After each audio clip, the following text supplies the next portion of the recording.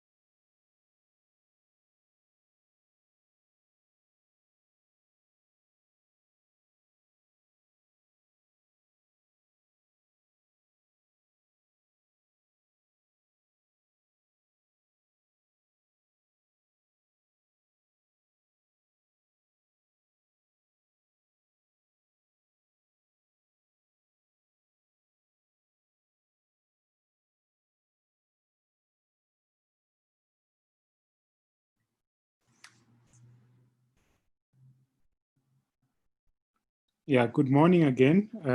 As I mentioned earlier, my name is Ernest, and just a few things that I had mentioned earlier for all of us who are on the platform. I would request that we rename ourselves. So I'd said if you're a judge, you put the name judge, then you put your name. The participating teams, you put your team name, then your name. For the speakers, you put your organization, then your name. For the other participants, put the name guest, then your name. So I would request that we do that quickly in the interest of time because we're about to begin so that we can begin this session. Thank you.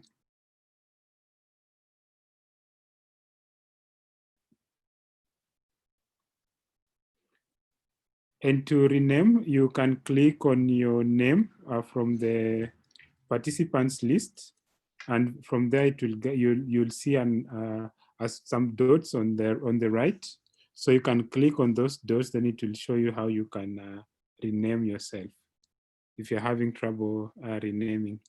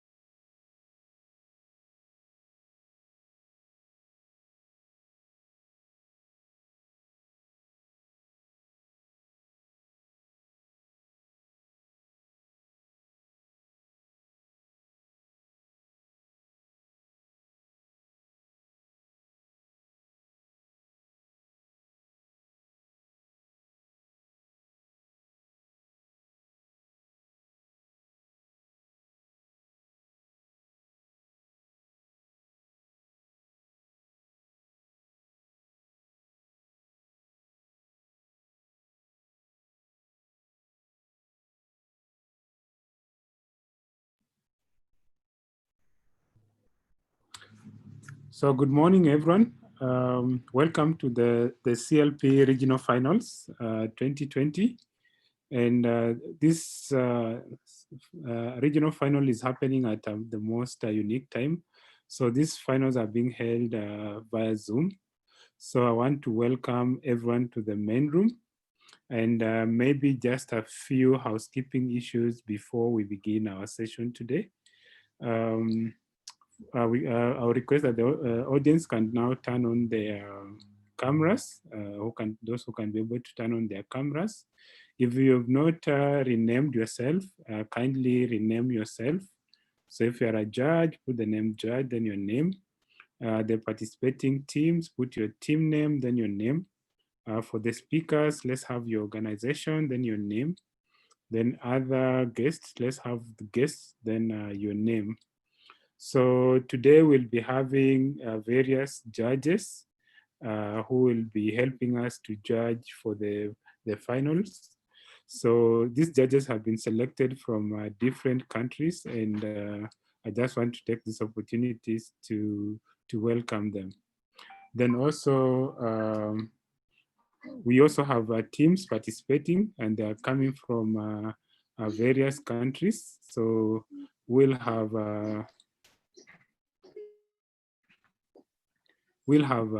teams from Kenya, we have teams from Mozambique, we have teams from Mauritius, Tanzania, Ghana, Uganda, and Egypt who will be pitching to us today. We also have various speakers whom I will be inviting shortly. And later this afternoon, we'll be announcing our winners, and some of them will have some prize money to be won. So we'll also let you know about that. So in terms of our program, we intend to have this event run until around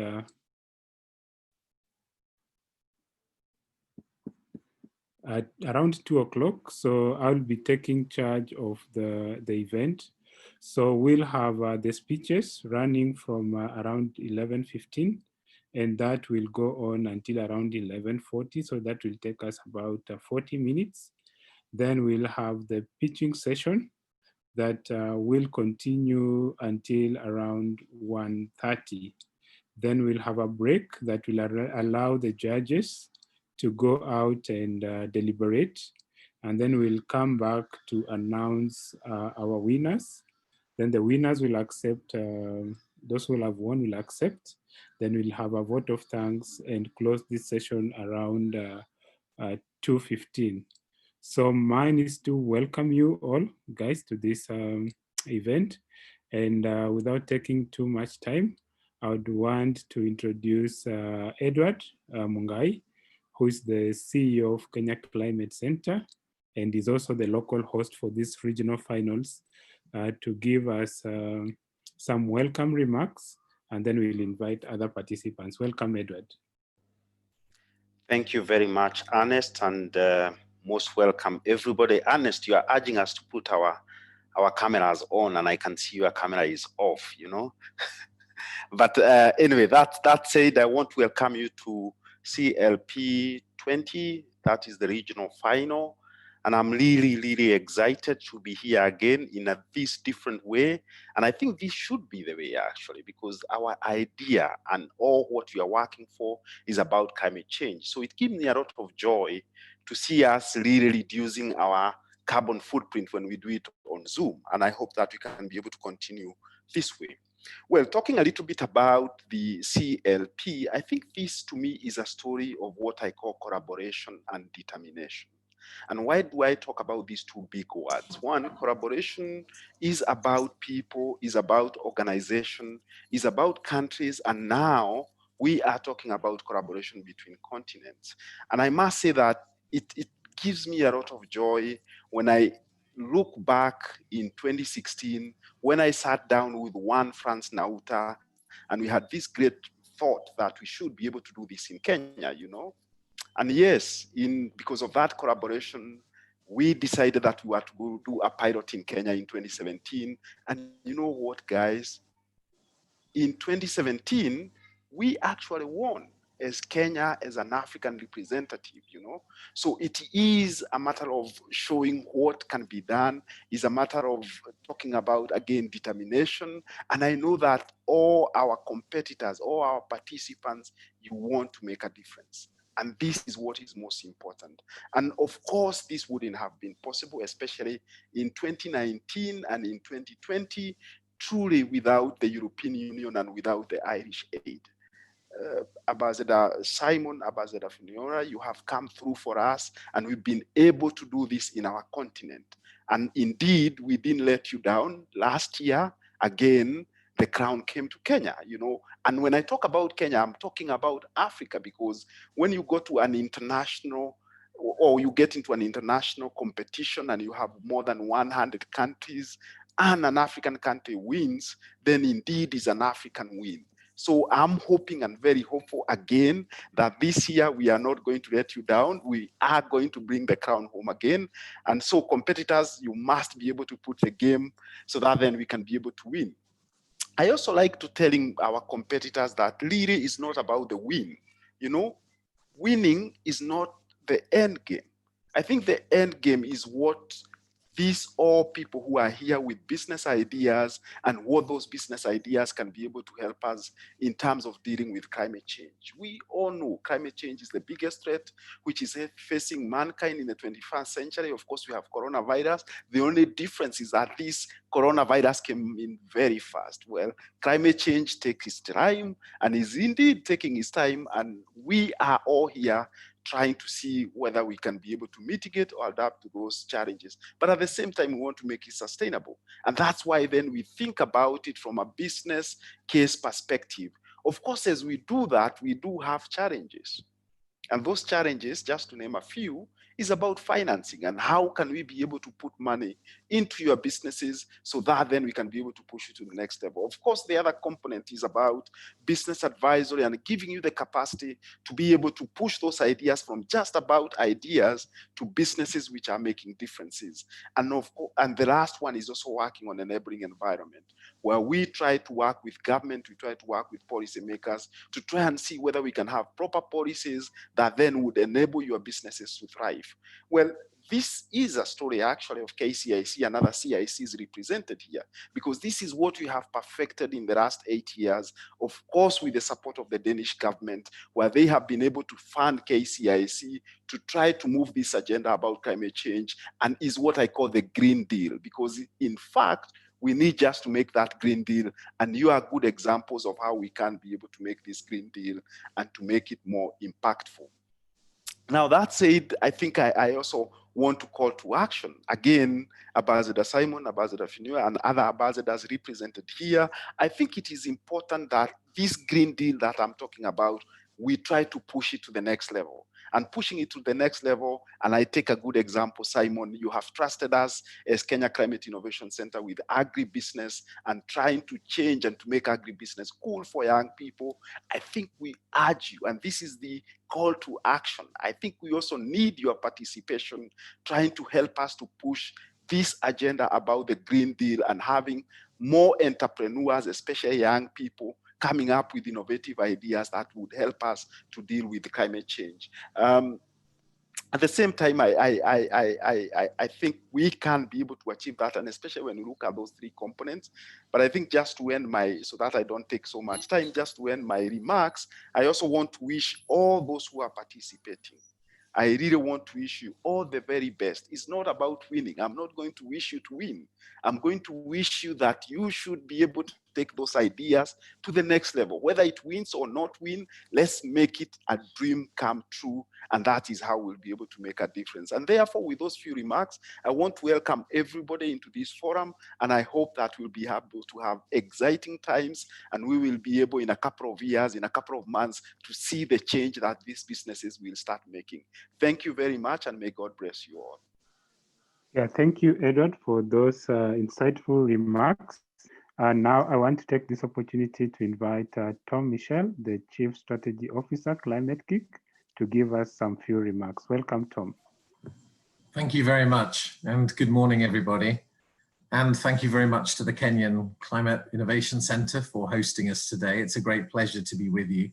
And also thank you very much to Mr. Adebayo, to Ambassador O'Brien, to Ambassador Simon, to Ambassador Quinlan, and many, many others for addressing us today and for the support that you've been able to give this.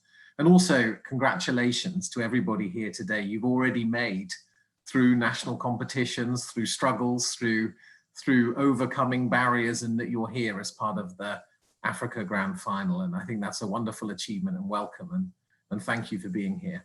And just to also second what Edward said is that it's been a great delight for me to see teams from Africa be so successful in the last 3 years, to really blow the competition away on at least 2 occasions, but also to have many teams through to the Grand Finals, the last 10, the last 12. It's been a great pleasure. And so expectations are, of course, high, as Edward said. But let me just, a couple of words from Climate Kick. So Climate Kick is a EU innovation agency, but we're increasing work more globally to support any action that we can find that brings innovation to tackling climate change.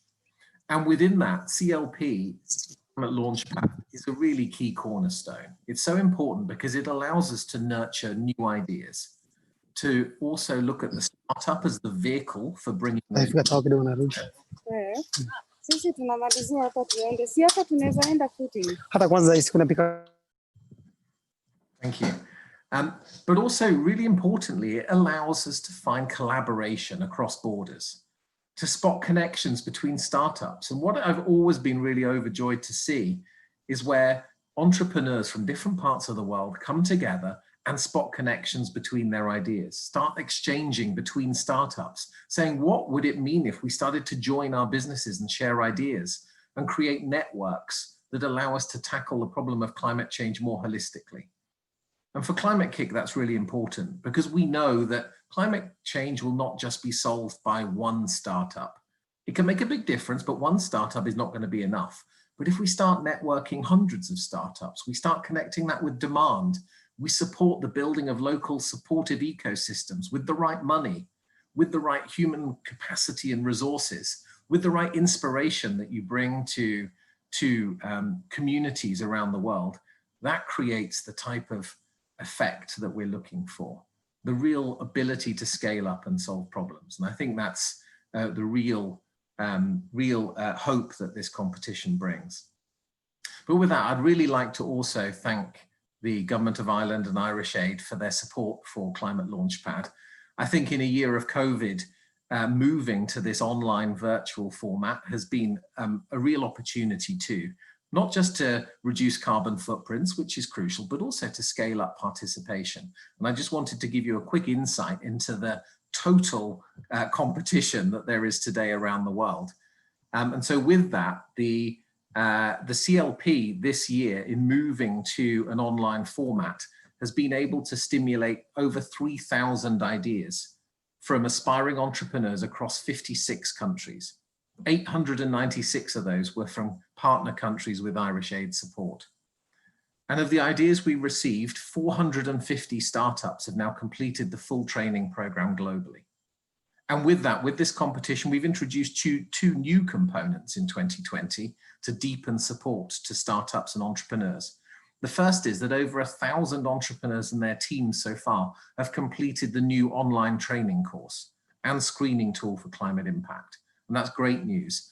And then also after the CLP Global Grand Final, we're going to be running a post-award early stage accelerator pilot in Irish Aid partner countries in Africa to deepen entrepreneurial pools and provide additional 3-month support to CLP entrepreneurs, hopefully giving a boost to the survival and growth of those businesses. I think what I also wanted to do is just reflect on the fact that there is, despite this success, there's still huge amounts of work to do. And I think we all know that. Tackling climate change is a massive challenge and that we're barely really at the cusp of getting to grips with it. But I think through CLP, there are at least 3 things that we need to do better. The first is to make sure that the type of ecosystem, the support that there is nationally and locally for the types of businesses that you're hoping to grow is improved. We know at the moment that it's not where it needs to be. We need to do more work on that. The second is also, although we're making steps forward, we know that there are simply not enough female entrepreneurs that are maybe able to push through to get the success they need, the support they need, and there are big barriers to overcome. So we know that we need to do better in terms of supporting female entrepreneurs to be the successes that they can be, and that requires us to again work deeply with communities. And the third aspect that I just want to draw our attention to, in some ways, the startup and the entrepreneurs that you are inspirations. You're inspirations to your communities. But how do we make sure that that gives back? How do we build you as an entrepreneur and your success into inspiring others, other young people in communities to work with schools or to work with local authorities or others to make sure that we can build and bridge to a brighter future? So all of those things are on our agenda, things that we need to push harder on, we know that. And equally, we need to work with our partners, with the European Union, with the Kenyan Climate Innovation Centre, and many, many others to make that possible. And so I think we've got a bright future, a lot of work to do. And I just want to close this by saying congratulations again to everybody for making it this far. I really look warmly to your presentations, your pitches, and hopefully see again on the global grand final stage a winner from Africa, because it would give me no more delight. Thank you very much to everybody and have a good day. Yeah, thank you, Tom. Now I want to invite Mr. Effie Adebayo, Special Assistant on Innovation and Entrepreneurship to the Nigerian Vice President to give us some remarks. Welcome, Mr. Adebayo. Thank you very much, and I hope everybody can hear me. I'm pleased to be here today, speaking during this event that brings to the fore the importance of climate change and the reason why there must be a global focus on it. I'm happy that we're not just having a conversation on supporting climate change, but we're supporting and focusing on supporting green business ideas. And today I'll be speaking on how we can catalyze the commercialization of climate innovations and the government's role in creating an enabling environment for these innovations to be commercialized.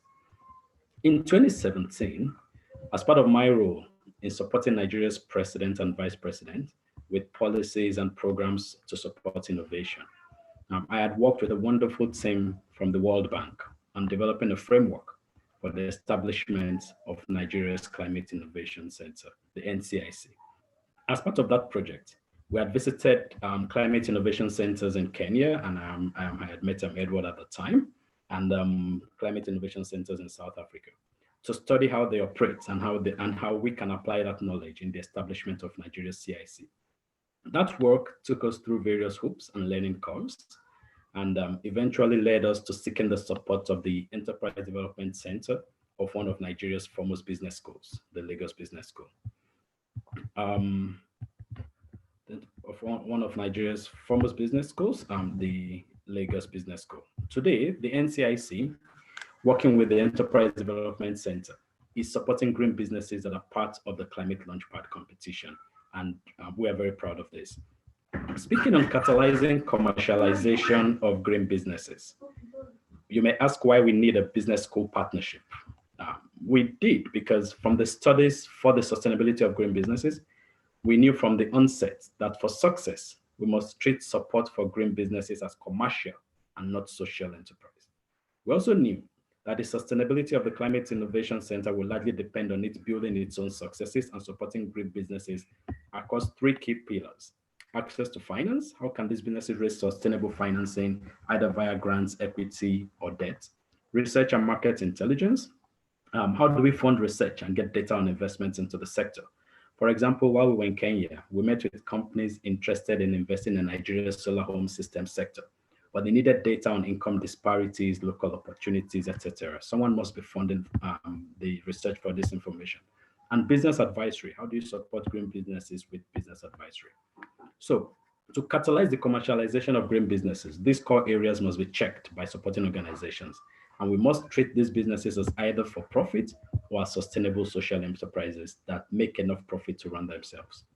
Government is also extremely important, and government must pass legislation, policies, and regulations that encourage green businesses. Three key areas of government policy that must be improved to support the sector are: government must support research and market intelligence. Government must support grants to business startups because commercial entities and financial institutions may not be willing to take the initial risks on startups, but government grants provides that support for them.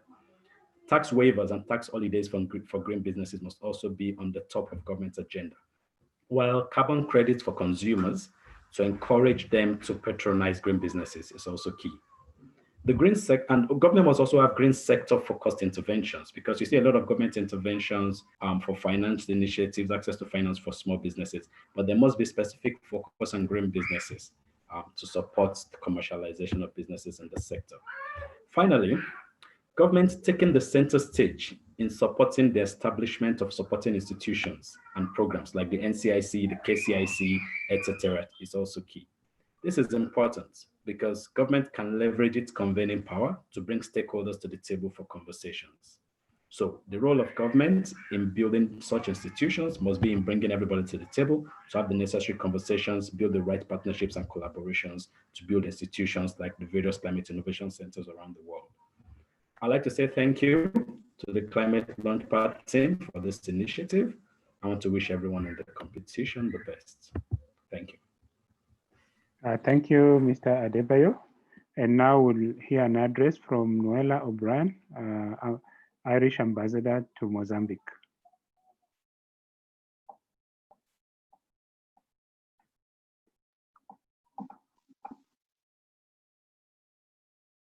The Irish Embassy has been working with the Climate Launchpad initiative in Mozambique for the last 2 years. Already, it has proved to be a hugely successful and energising initiative. I have seen the most incredible young people present green business solutions to address problems within their communities and in their cities. As you go forward to the next stages, I wish all you young people from Mozambique and elsewhere the best of luck in the competition, but in your futures and the future of your countries. Thank you.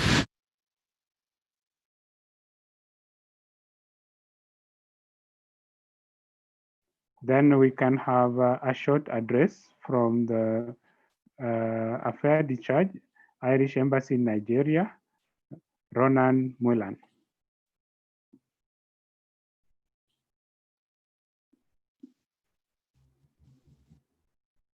Hello everyone, my name is Ronan Mullen and I'm the Chargé d'Affaires at the Embassy of Ireland in Abuja, Nigeria. I'd just like to congratulate the 3 outstanding teams from Nigeria who will be participating in the regional finals of the 2020 Climate Launchpad. Each of these 3 teams brings to the table a unique set of solutions and experiences required to enable the sustainable use of resources. Salubata uses plastic waste to produce footwear. Farmspeak Technology produces tech solutions to diagnose diseases in poultry. And Dross to Gem Recycling turns waste paper into furniture for use in offices and homes, reducing our over-dependence on trees for furniture. This is the 2nd year that Ireland has been supporting the Climate Launchpad event. This is very important to us, particularly in Nigeria, where the green economy has the potential to tackle unemployment by lifting millions out of poverty and reducing our dependence on fossil fuels. Thanks very much. Yeah, so thank you for those 2 addresses. Before I invite Simon, I just want to let us know that you can follow us with the hashtag CLP20. That is our hashtag for the event, hashtag CLP20. So follow us on YouTube, send us messages and tag us along. So at this moment, I want to invite Simon to give us some address. Simon is an EU ambassador to Kenya. Welcome, Simon.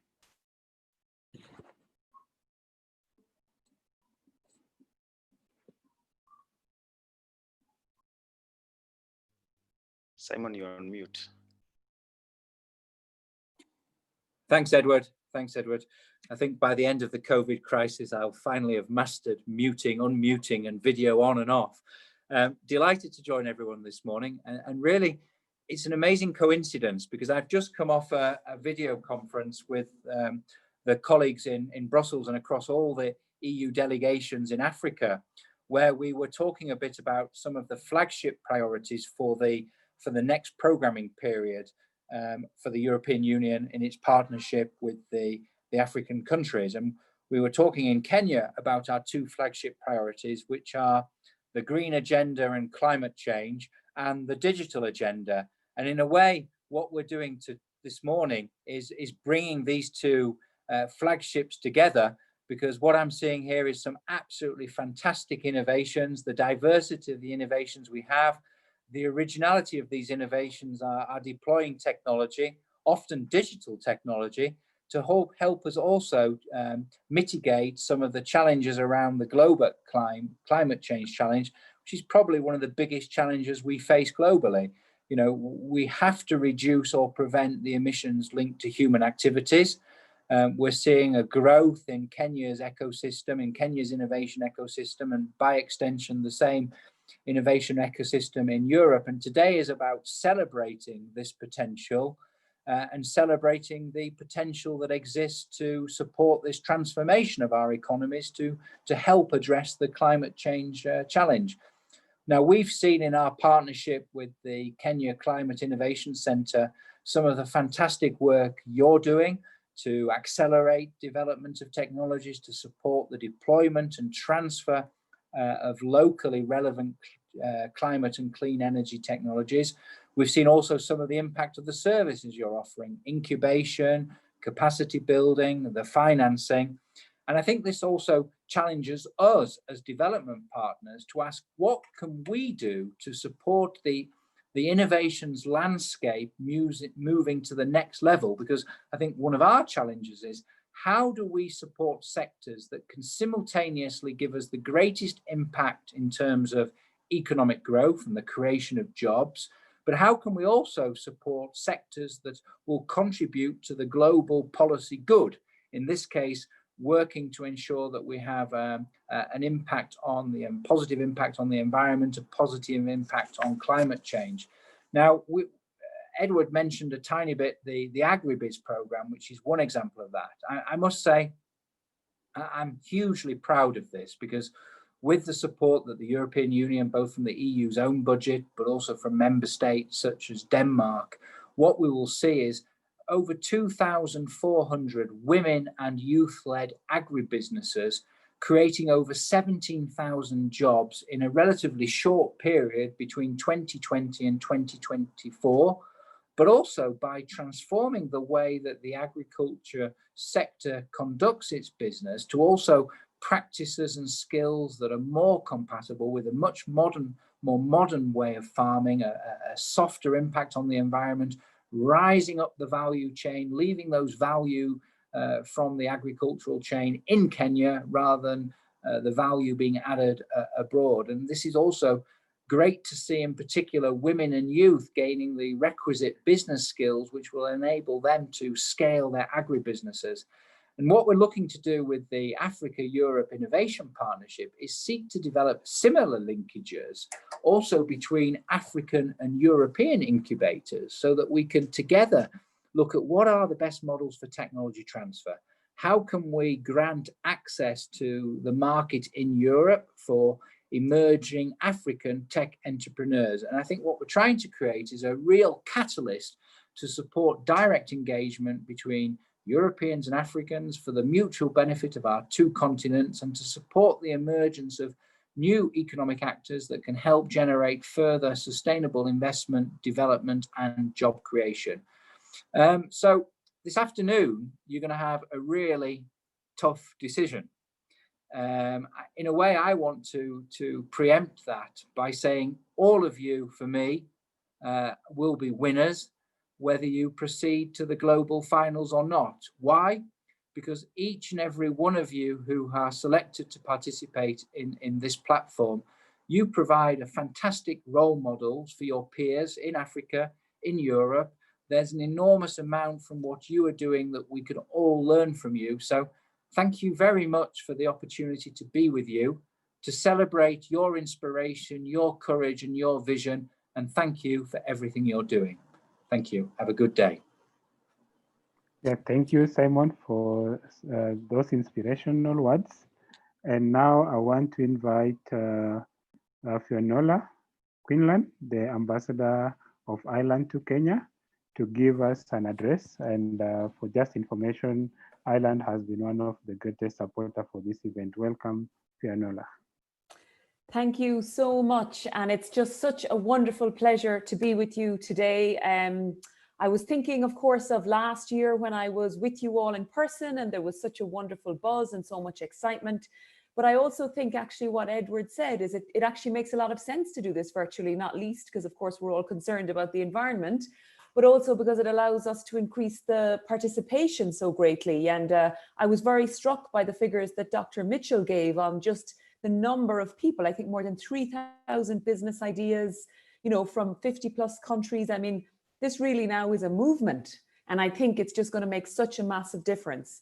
But let me just say, I mean, I'm just thrilled to be here to help in launching this great initiative. Ireland is really deeply proud of our support to Climate Kick and to all of you as entrepreneurs, because we really see that you have such a strong role to play in making all of our futures much greener and more sustainable. Climate Kick is, of course, doing absolutely phenomenal work in supporting startups such as yours in terms of developing your ideas and also recognizing the really pivotal role of small and medium enterprises in climate action. And from our perspective as well, I mean, Ireland really believes in the role of the private sector, because we recognize that there can be no lasting and equitable development without a very vibrant and engaged private sector. And so building on our successful partnership last year that I mentioned earlier, this year Ireland was delighted to support the rollout of the programme to Tanzania, Uganda and Mozambique, while of course continuing to support it in Kenya, Nigeria and in South Africa.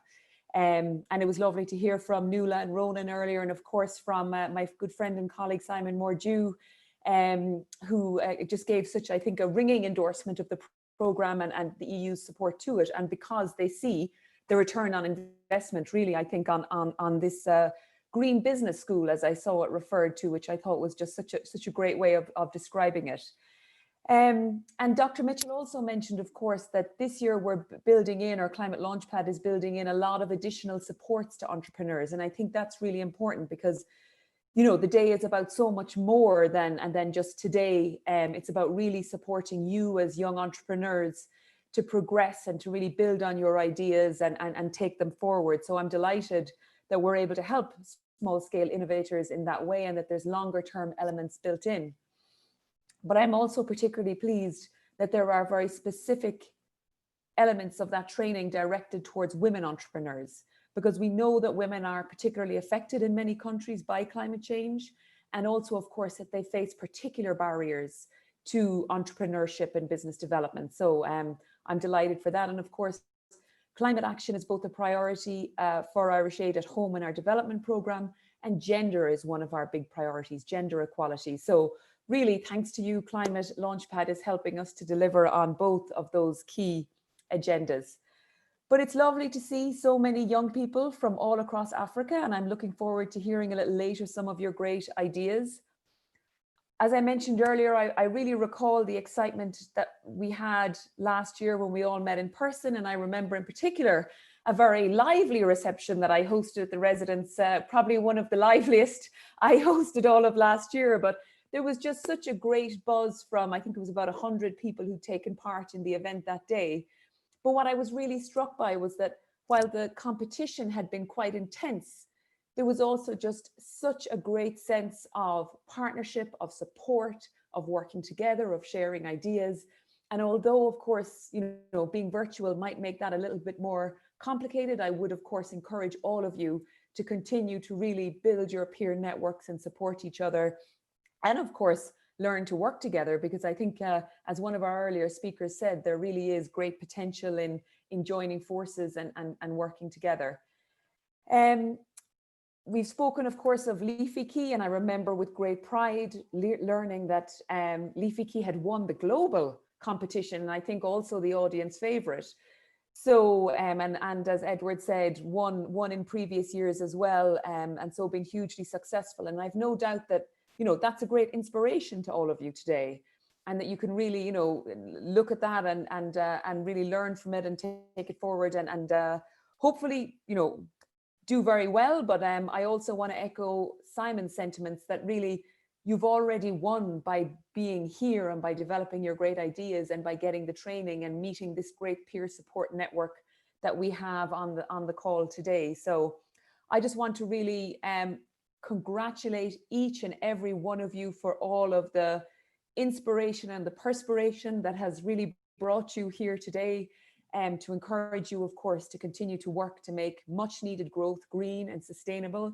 and to just re-emphasize Ireland's support in your endeavours. I wish you the very best. Of course, you can't all win, but I know that you already have won by being here today, and I know that many of you will go on to be really successful. And I certainly feel more confident about a greener future when I hear some of the great ideas that you're bringing to the table today. So well done. Thank you to Climate Kick. Thank you to the Kenya Climate Innovation Centre, Edward and all your team, Dr. Mitchell and all of your team for the great work.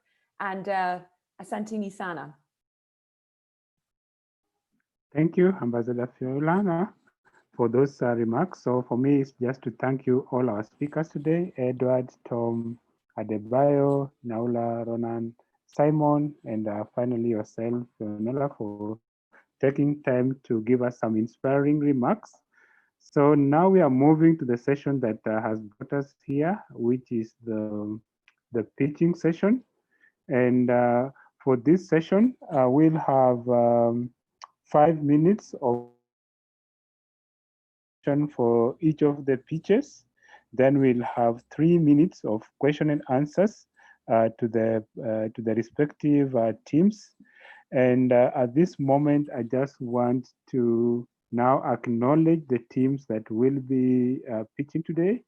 We have Pine Kazi from Kenya, Biomed from Mozambique, Nomadic Escapes from Mauritius, Green Venture from Tanzania, Do Campo Aquaponics from Mozambique, Nature's Code from Ghana, Kobora from Kenya, Biogas Nyumbani from Tanzania, and Karios Energy from Uganda, and finally iFarm from Egypt. Before we move to the session, I just want to also to introduce our judges. So the judges who will be helping us judge who proceeds to the national finals. We have 4 judges. That is Sarah Clancy from Partner Africa. We have Pius Nganga from Capital Strategies. We also have Chris Somerville from Irish Aid. And we have Emmanuel Etahi from the Financial Center for Sustainability. But before we proceed, I think I'll just give each of the judges 1 minute to greet the audience. So I'll start with Sarah. Welcome, Sarah, for just introduce yourself and greet the participants. Thank you. I suppose I would so I'm Sarah Clancy and I run an NGO called Partner Africa. And I suppose I would just echo what Fanula said, is that I've worked in Africa most of my life, and I believe the private sector is the way forward.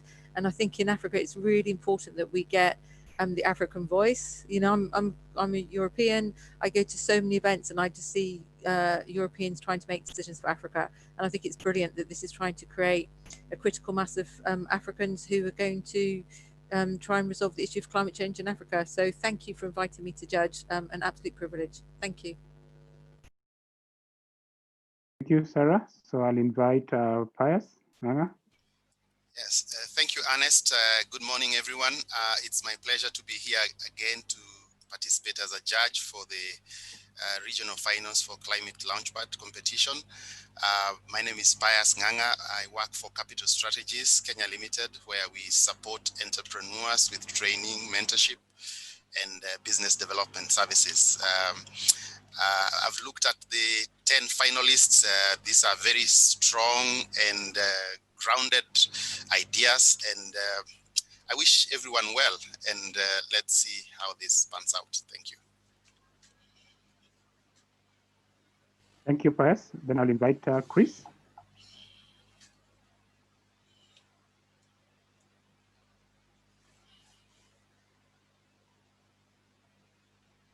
Chris? Sorry, can you hear me now? Apologies. Yes, my mic was on mute. Hi, everyone. Good morning. My name is Chris Somerville. I'm working with Irish Aid here in the capital. I'm leading on private sector engagement and in agriculture. And just to echo the other judges, it's a real pleasure and honor to be here today to judge the various business opportunities. I'm really excited to hear all the details. And congratulations to everyone so far. Many thanks. Thank you, Chris. And then finally, Emmanuel. Yes, good morning from Lagos, Nigeria. It's a pleasure to be here. My name is Emmanuel Etaderi. I work as the Executive Secretary for the Financial Center for Sustainability Lagos, FC4S Lagos, which is the 23rd member of the global FC4S network based in Geneva. Lagos chapter was established as the result of a partnership between FMDQ, Africa's first integrated financial market infrastructure group, which has an exchange, FMDQ Securities Exchange. It has a depository, it has a clearinghouse, and then a technology company, IQX. FC4S Lagos has amongst its membership representatives from the National Pension Commission, from the Securities and Exchange Commission, from PwC, from Lagos Business School, Vice Chairman Dr. Doyin Salami, who doubles as the chairman to the President Buhari's Economic Advisory Council. And we have the chairman of FC4S as Mr. Bola Onadele Koko, who is also the CEO of FMDQ. We are happy to be here. It's a unique pleasure. We are partners to the Nigerian Climate Innovation Center. We've done a number of things together, and we see this as a unique opportunity. And I'll say to all the participants and the firms bidding to clinch the top 3 position, congratulations. All of you are winners, but it'll be interesting to hear you pitch to the audience, and I wish everyone luck. Thanks to everyone, and it's a privilege to be here. It's a pleasure to be here. Thank you. Yeah, thank you, Emmanuel. And just for the ambassadors that have been on board, so we just want to thank you. And if you have time, you can actually listen in to the pitches. But we're still here. If you have other engagements, you can proceed. But we'll be announcing the winners around 1:50, so you can join us if you're not able to join us for the pitching session. Just so for you, thank you. And now, as I had mentioned earlier, we are moving now to the pitch session. And at the end of the day today, we'll have some winners. So the winner today will have, we'll win 4,600 US dollars. Then the runners up will win 2,700 US dollars. And the third one will have 1,800 US dollars. So to kick us off this session, we'll have a presentation from Biogas Nyumbani, who will be presenting to us for 5 minutes. Then we'll have 3 minutes of Q&A, and I'll urge all of us to keep to this time so that we save on time. So welcome, Biogas Nyumbani, for your presentation.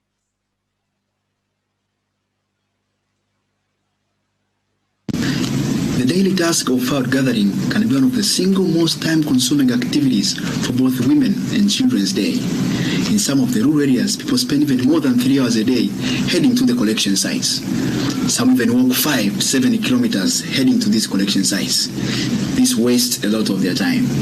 In addition to that, the indoor pollution due to the cooking energies like firewood and charcoal has been linked to the wide variety of diverse health effects, including an increased risk of cancer in long-term use. The Biogas Nyumbani team saw the need to build a standalone biogas machine that would reduce the usage of firewood and charcoal. My name is Edson Stanley from Biogas Nyumbani, and here is what we do. Biogas Nyumbani is an alternative cooking energy startup that designs, produces, and sells biogas standalone machines to customers specifically in rural areas. And in return, they pay us 237 euros, either in full or in a convenient payment plan. And together, we monitor the performance of this machine in order to modify it for the future use. We want a market that is small enough for us to be the key dominators and the key players, but also large enough for us to generate some cash. So we are entering a market of about 10,000 customers with a 45% of the market share. That will generate about 480,000 euros in profit per year. So we are targeting 2 specific areas in Tanzania, which are Arusha region and Manyara region. And the reason behind is because we have livestock activities taking place in a larger number in these areas, but also there's a good word of mouth in these areas, which is good for our marketing strategy. So the value that you are bringing into the society is based on the reduction of the time consumed, the cost used, and the effects on health. In the cost area, with Biogas Nyumbani, the customer will be saving 0.73 euro daily that could have been used in cooking energy. In addition to that, with Biogas Nyumbani, you will save time, and the gas produced does not emit any pollution, but it's a clean fuel. And one among the factors is that it produces a digestate, which in other words is an organic fertilizer that can be used to maximize the productivity in the agricultural sector.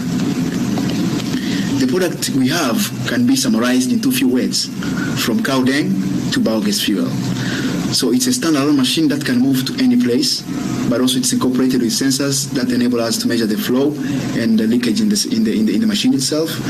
But also it's incorporated with a sulfur removal feature, which enables us to clean the gas to not damage the pans. But also it produces a dry gas and it's user friendly. So we conducted over 30 interviews in people in rural areas, people in urban areas, and business owners in both charcoal, firewood, and LPG. And the major key learning we found is that the market for biogas machines is mostly in rural areas and mostly in specific areas where livestock activities take place in a larger number. So in our financials in 2023, with only 45% of this market share, we will be generating about 216,500 euros profit per year, with the key drivers being the product price, the number of the customers, and the product lifetime. So according to Food and Agriculture Organization, for every 1 kilogram of charcoal produced, also 9 kilograms of CO2 equivalent are also produced. This is not good for our environment. So with only 45% of the market share, we will save about 1 million tons of CO2 annually. Heading to this amazing team made up of 5 members.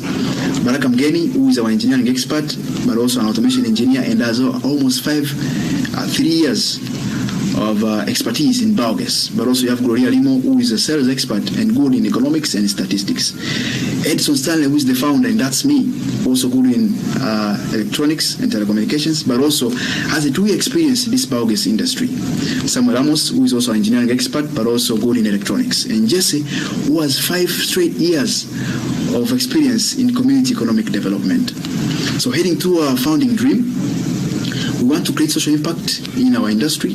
So we want to create 250 employment opportunities to youth by 2025, but also to generate about 500,000 euros valuation by 2025. And one of the major important factors is to reduce the usage of charcoal and wood fuel. Having said that, join us while we clean the world while making happy faces. Thank you.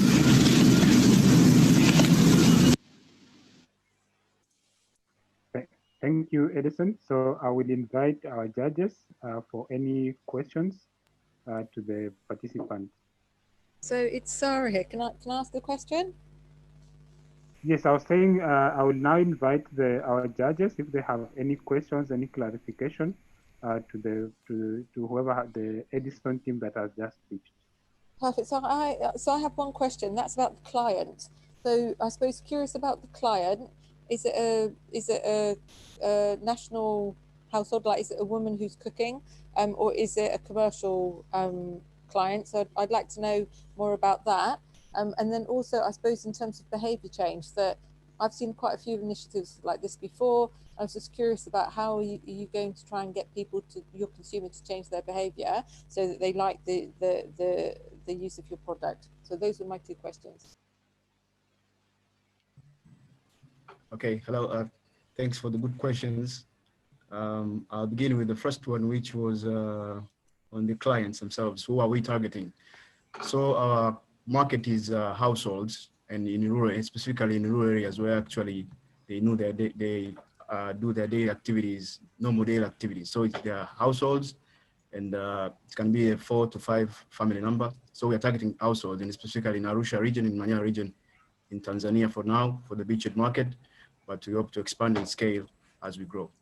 So the next question was, how are we going to get people to love our product? Yeah, so that's a good question. Yeah. Our product has more unique features compared to the other biogas because we have other biogas companies taking place in our country right now. It's not that this is a new, very new product, but the difference of our product and other products is that this is a standalone machine that can move to any place. So it's very advantageous to these families to use it since it saves their space, but also it is cheaper compared to the other biogas companies that are installing this activity in their households, but also comparing this to other firewood, charcoal, and LPG businesses.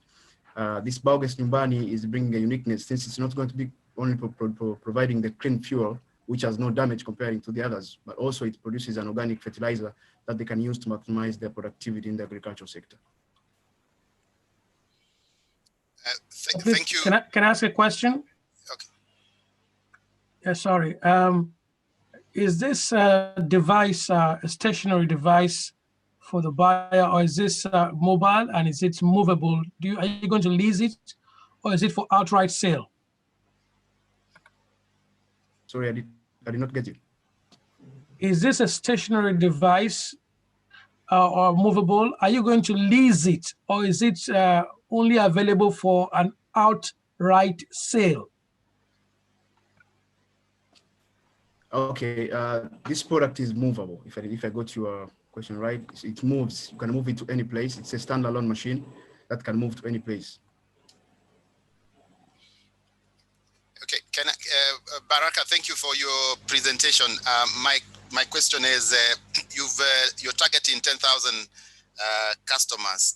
Maybe you can explain a little bit about how are you going to get to these customers? What distribution model are you going to use? Because to reach 10,000 customers. And then the other thing is, you've mentioned that you're going to sell at 237 euros in a convenient payment plan. What do you mean by the convenient payment plan, and how are you going to finance that? Okay, thank you, Mr. Pierce, for a good question. Yeah, so starting with the second question, which actually is on the price itself, the 237 euros. So what we are planning to do, our market we have targeted is the small market of 10,000 customers. And in our beachhead market, what we are doing, we have these households in this area who actually are doing their daily activities of livestock. Livestock. So they sell cattle as their normal activity. So what we're going to be doing there, we have already made our marketing strategy, and that's why I pointed out in my pitch that we are going to be using the word of mouth. So we have already talked to the people called the Liguanans, who are the leaders for these tribes, and they are ready to test these machines in order to give up the good feedback to the customer. So for us as a marketing strategy, we hope this is going to help us to enable us to spread this word to the family members and households in these areas to enable them to engage to use this product. So going to the convenient payment plan, yes, we have thought about this. And so in Arusha region, in Manyara region as a beachhead market, what takes place down there is that they normally have these, in our country, we call them mnada. I think in English, something like they do trade in weekly basis and monthly basis where they sell cattle for getting the living. So in these areas, they normally sell cattle, and minimum price for a cattle in Tanzania for now is not going less than 300 euros. So, and in these family households, they handle all of almost over 100 cattle. So with our convenient payment plan, that means we are going to be entering an agreement through the Liguanans and their leaders to ensure that they give us this payment in an order that's great. But also we have targeted the SACCOs and their groups that they use for contributions. And these are going to enable us to get, for those who are going to be doing the convenient payment plan, to have their details and be able to monitor the performance.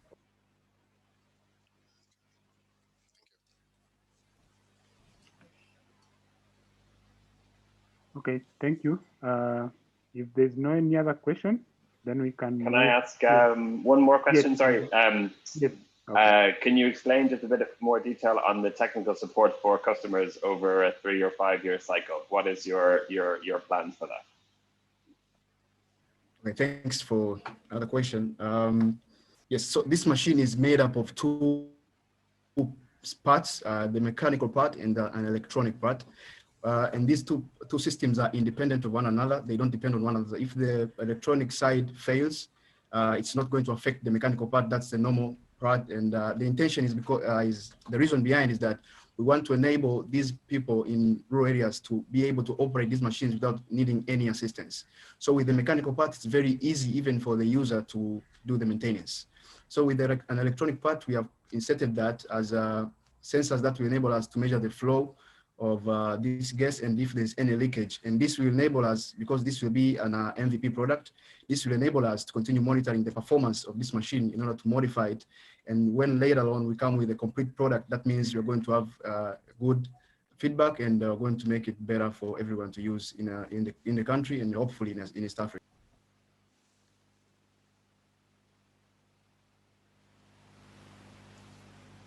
Okay, thank you.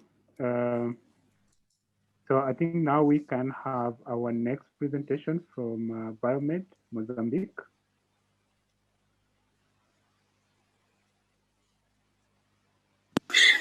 Hello, my name is Marta, and last year I met Ivan, and it was like the guy who always made everybody laugh in the classroom. Unfortunately, he got into a car accident, lost part of his leg, and nothing was the same. He had a really hard time to have access to prosthesis. And after some researches, we realized that 90% of amputees population in Mozambique just don't have access to prosthesis, either because of the high prices, the time it takes to obtain them, or even access to health care. What is more critical for children, because as they grow, the prosthesis needs to be updated. And that's something that we are going to change. How are we going to do it? We're going to turn plastic bottles collected from the sea into prosthesis, sell them for $45 and change lives.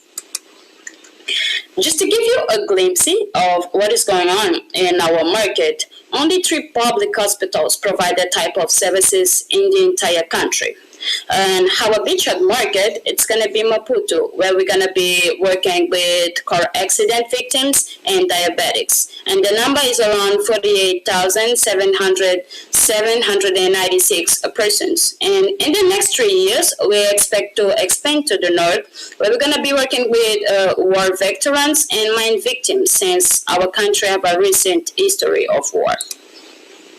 So since our product is completely based on plastic residuals collected from the sea, that is nearly free, that will allow us to drop our prices to $45 compared to the $1,000 that other companies are charging, maintaining the same quality. And we're going to be able to build an entire prosthesis in 24 hours compared to the 1,008 hours than other prosthesis in the market.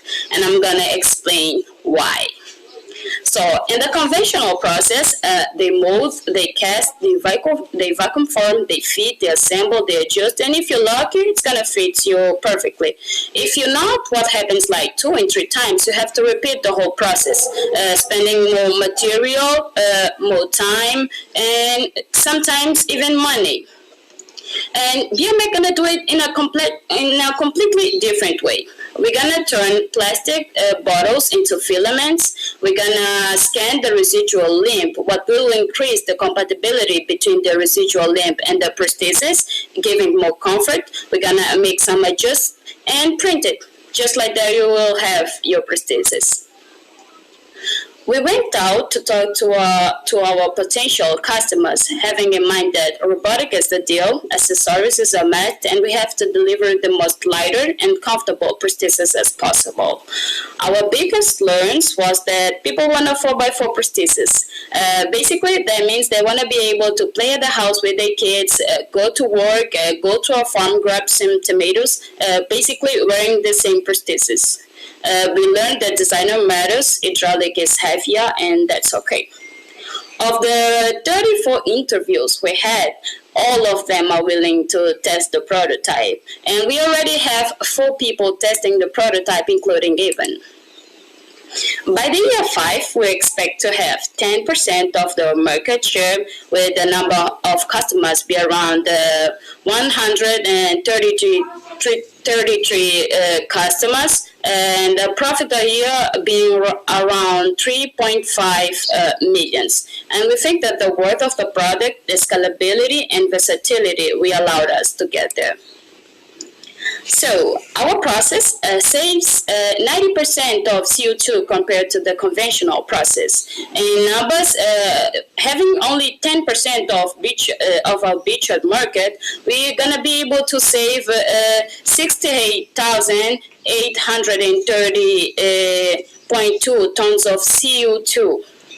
And we're gonna have like zero water consumptions, and we're gonna save 85% of energy compared to the conventional process, and we have like a clean ocean.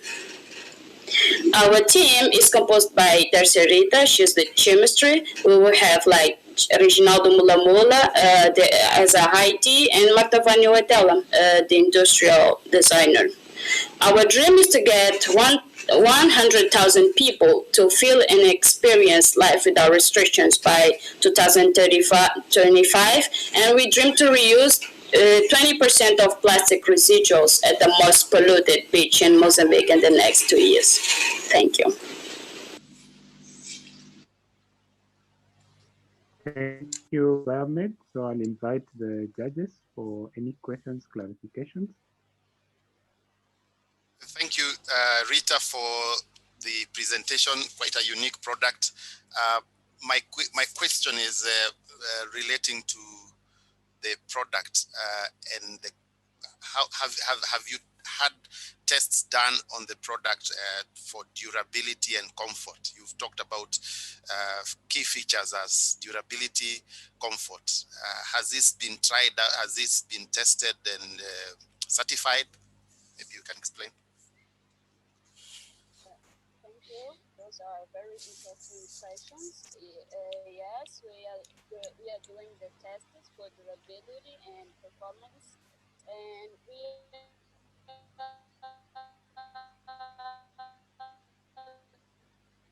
looking forward to test that. Did you hear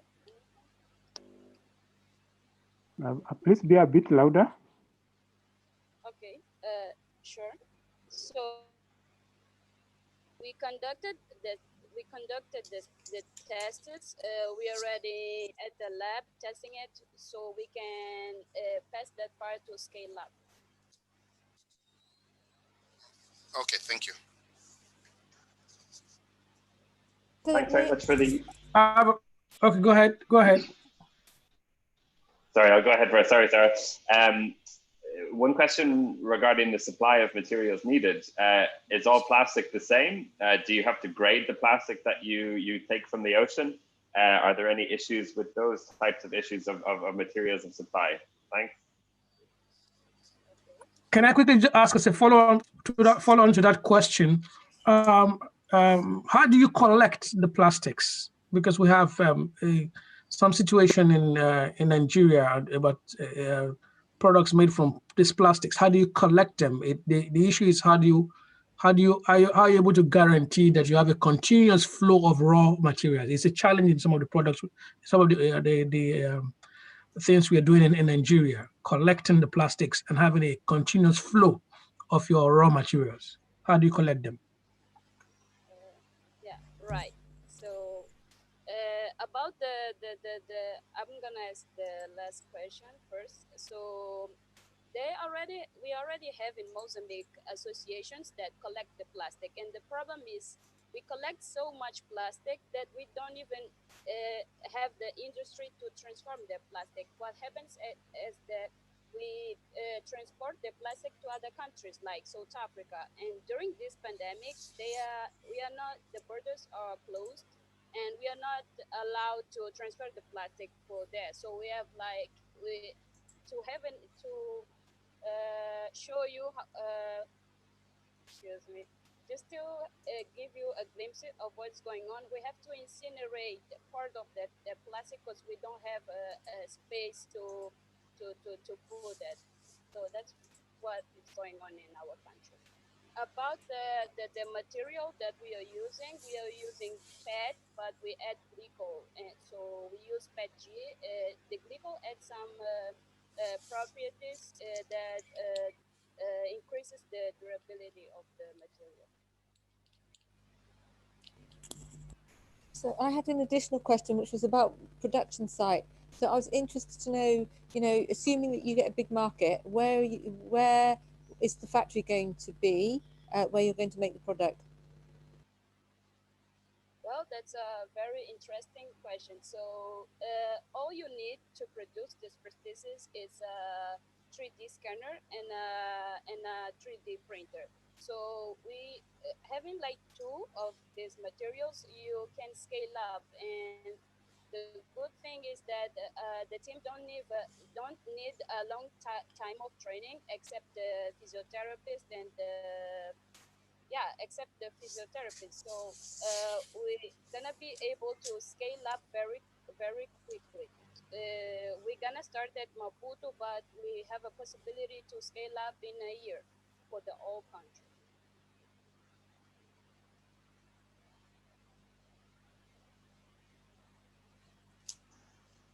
Thanks. One more question from my side. Can you give the details? How many prosthetics have you made so far? And what has been the feedback to date? What's the longest life cycle of the prosthetic to date so far? Is it months or is it years? And what's been the feedback for that length of time in terms of durability? Right. So we are conducting the tests for like 3 months now, but we have already tested in the lab for questions of durability and time. And right now we are talking about 3 years of durability, and we already have like the feedback of the people who are already using it. Or 2 of them already tested other prostheses, and 2 of them never used one before. So of the 2 persons that are already testing it, they say that it's more comfortable. And if you have any issue with the maintenance, we are able to assist them locally, so they don't have to buy an prosthesis from South Africa, for example, and have assistance from South Africa. That takes more money and time.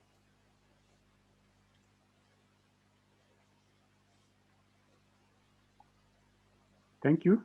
If we then don't have any further questions, we can move to our next presenter, Do Campo Aquaponics, Mozambique.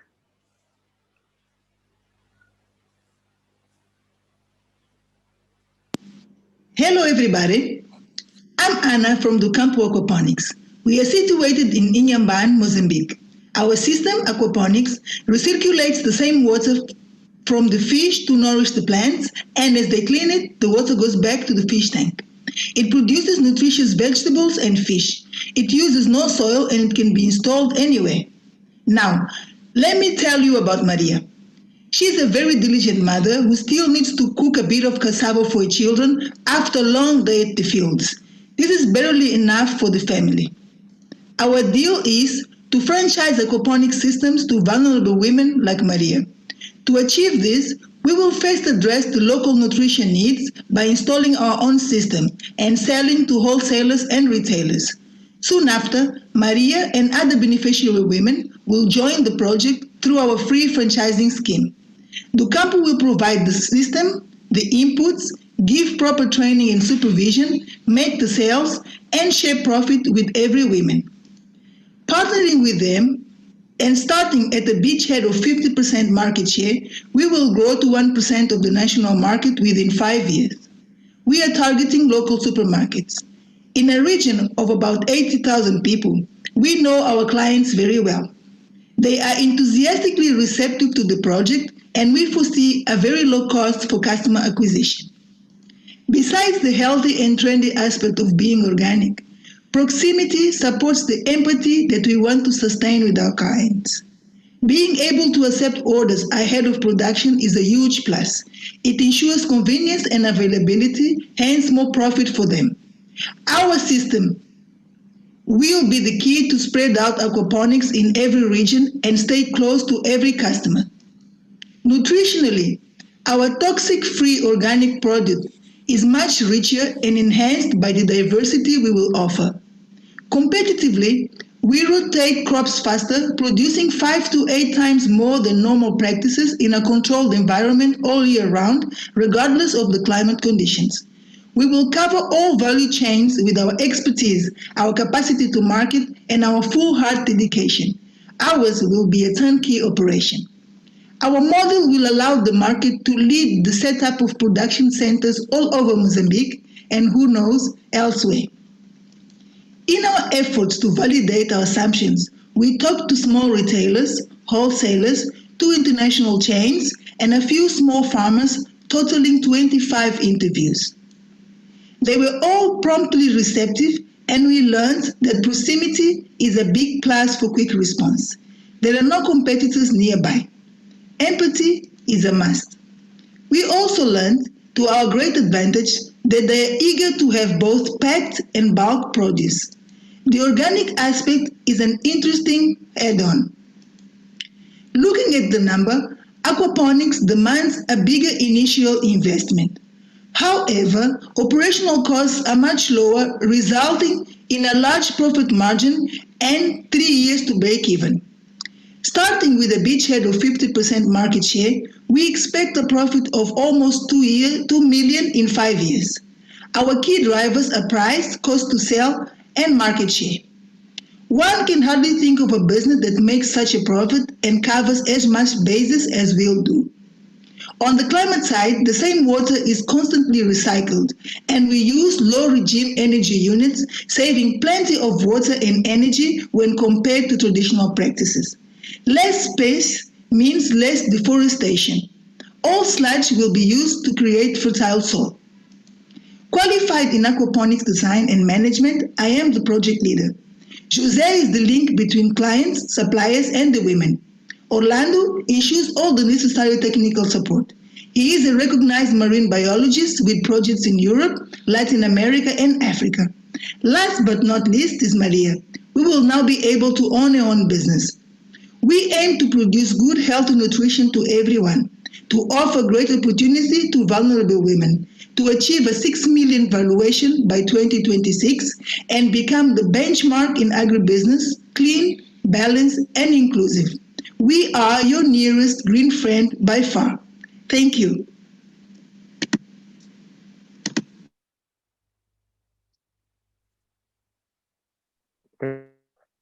Right, for any questions, clarification from the judges.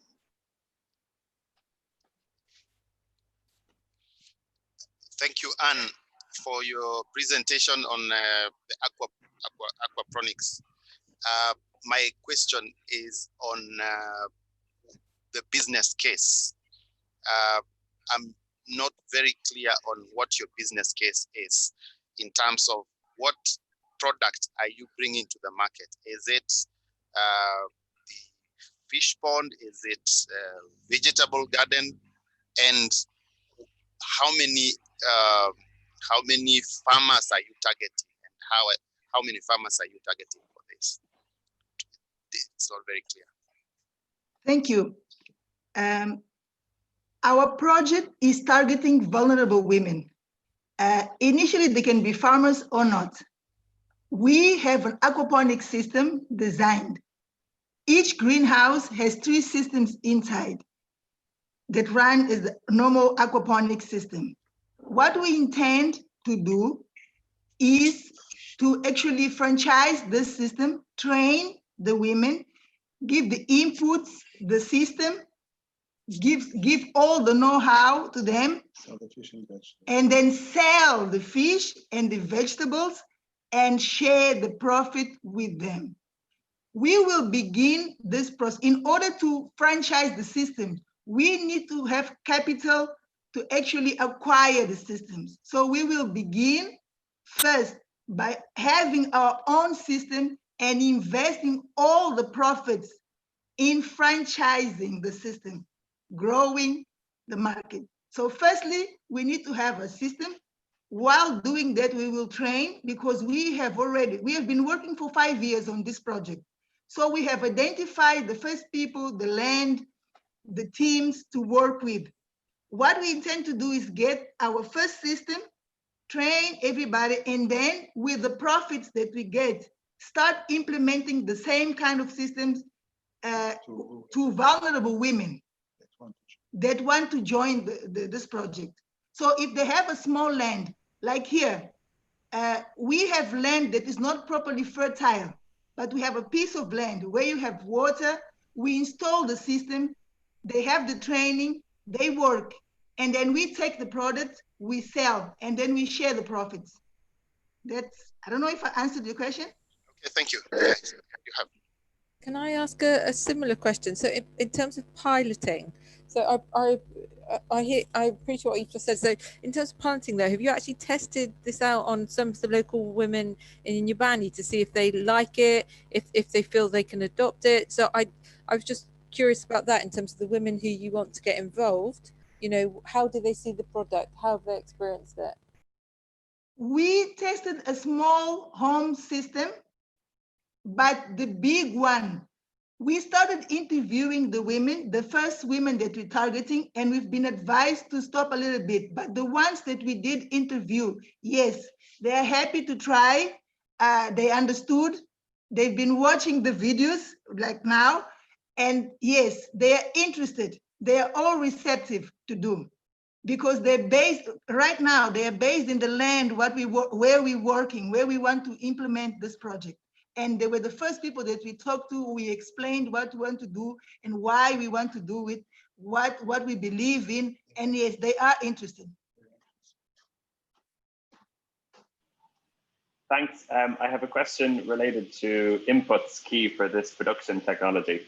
So I assume there will need to be some sort of water pump, and so electricity will need to be constant, or availability of electricity will need to be constant. So how do you propose to get around this challenge? And also, from what I understand, aquaponics needs really high quality inputs when it comes to the seeds, but not only the seeds, the seed material for the fish.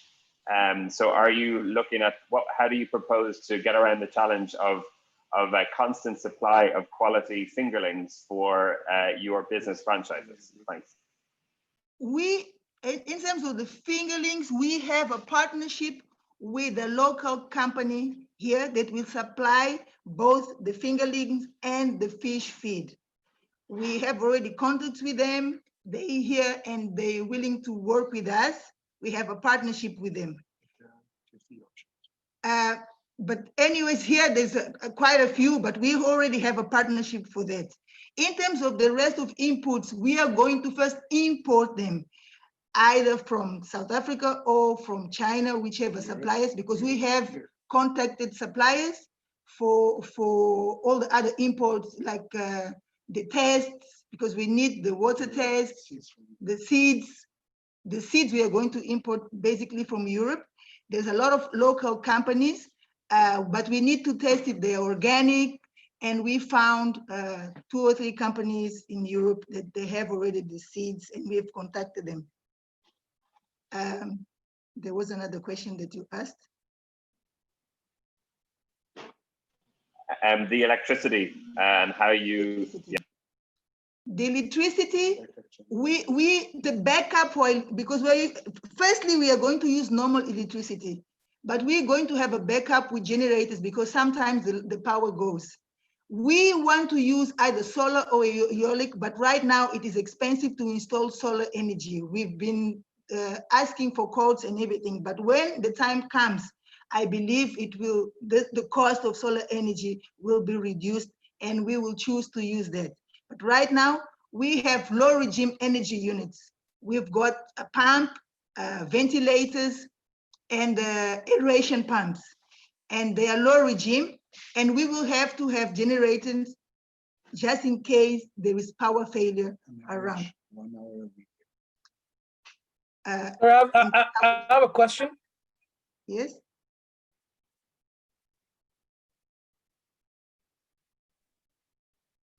Sorry, Judge Emmanuel, I can't hear you. Just one question, sorry. Wouldn't that get a bit toxic at a point to the fish? Sorry, I didn't understand. You said you will be using the same water over and over again. So I'm asking, won't that become a bit toxic at a point to the fish? The same water you're recycling every time. Oh, we use filters. The only top up is with relations to the evaporation and the normal spent from the fish and plants, but we have filters on the system. And the plants clean the water.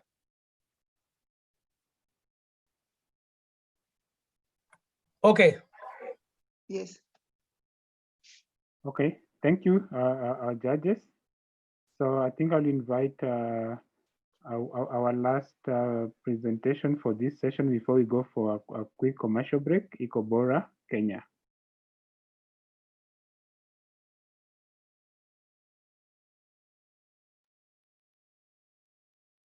Staggering statistics from the World Food Programme shows that 1.6 million students in the country rely on their schools to afford a meal a day. With November 20th, the government of Kenya banned logging in the country, and this has resulted to an increase in the price of firewood, resulting to the pressure of schools feeding their students, living with the school-going children to make a choice of whether learning hungry or driving out of school. A tough choice no one should be required to make. And at Ikobora, we have made this tough decision by creating this solar stove that is providing affordable meals to these students. We are providing these secondary schools with the solar cooking stoves, and in turn, they are paying us 10,000 euros per unit, and that is our deal. We are targeting a budget market of 10,000 secondary schools in Kenya, and these schools are cooking using firewood. They have an average of 700 students, and they're spending more than 30,000 euros per year to cook for their students. With the government ban in the country, which has created pressure in the schools, we forecast that with our strategies and innovation, we shall capture 50% market share. As a company, we are meeting our customers at their points of need, whereby with our technology, schools will only spend a maximum of 1,000 euros per year as compared to firewood and LPG, whereby they're spending more than 30,000 euros to cook for their students. And this money they're saving, they'll use this money to create labs for their students, create libraries for their students, and even maybe upgrade their diets, because everybody loves food. Ladies and gentlemen, today we're introducing to you our award-winning patented solar cooking stove, which works in 3 very simple steps. In the first step, we collect the sun's energy. Step number 2, we store this heat energy in our heat storage tank. And lastly, we use this energy to power the cook stove to provide delicious food for students. This is the future of cooking. We pride ourselves to be a customer-centric organizations, whereby we carried out a 6-month market validation study and learned that schools spend a minimum of 240 tons per year of firewood to provide food for their students. And these schools are spending a minimum of 30,000 euros to purchase this firewood. We also learned that these schools are in dire need of affordable and clean cooking solutions. And lastly, they want to provide better learning infrastructure for their students. With this study, we ended up signing 5 contracts with 5 various schools, which we are actively servicing at the moment. As a company, we also want to make money. And by the year 2024, we project a profit of 750,000 euros, which will be created by servicing 500 schools. And for us, our key drivers are the cost of the stoves, the price of these stoves, and the number of schools we'll have supported. With our technology, we shall create a profound climate impact, whereby we project that we shall be able to reduce or save 240 metric tons of trees from being converted into firewood, and save more than 150,000 tons of CO2 being emitted from these schools per year. Lastly, this is our amazing entrepreneurial team made up of entrepreneurs, engineers, innovators, and even enthusiasts, from Mrs. Mwangi to Mr. Mageto, who are lead engineers, to Mrs. Mary Auma, who's in charge of our marketing, and to Mrs. Mary Becky, who's in charge of protecting our bottom line. And to our CEO, Mr. David, who brings on board the industrial experience which we require. And lastly, I've been Justin Abuga, who's in charge of the business development, protecting our customers and our investors' values. And lastly, our dream, hope, and prayer as a business and as a team is that no school-going child should be able to make a tough choice of either learning or getting food. Thank you very much.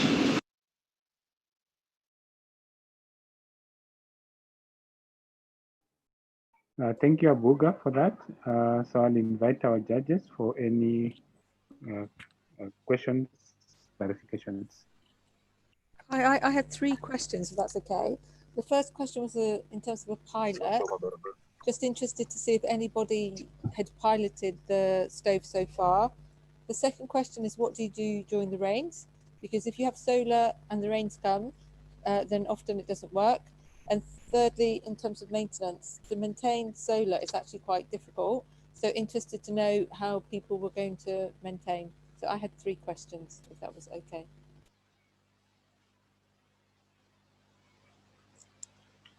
Question? Could you come up again for the first question? Sorry, was that so? The first question was, have you piloted it? So when you have you actually tried it in a school? Yeah. So have you tried it at school, and if so, what was the feedback? What went well and what didn't go so well? Thank you for the questions. Yes, we did a pilot at one school in western parts of Kenya. And what we learned, what went well is that we were able to cook food 3 meals in a day. And food was actually able to be provided to the students 40 minutes earlier than the existing firewood boilers. That's exactly what went well. And then, so basically, we were able to integrate our cook stoves to these kitchens and ensure that the students, the schools are able to provide food for students on time. That's what went well. And then what we missed is that maybe our stoves are not able to produce electrical energy. They only produce thermal energy. We were unable to produce lighting for the students because, again, these are rural schools, so they don't have lighting for their classrooms and for their kitchen. So basically, that's what we missed. But again, we were able to meet our objective of providing thermal energy for cooking. And then in terms of rainfall, a very interesting question.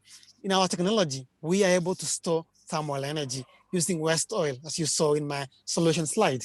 So in a climate whereby there's a lot of rainfall, such area, when we do our feasibility, we ensure we have a lot of storage tanks, which act as reservoirs. So you can have like 5, 6, 7, 10 tanks, which can allow you sort of to capture sun's energy.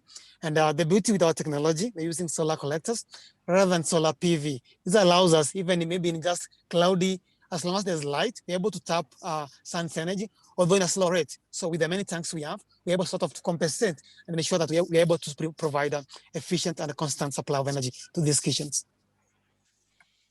Sorry, I have a question. I'm interested in the initial purchase cost. How can these rural schools afford a 10,000 euro equipment?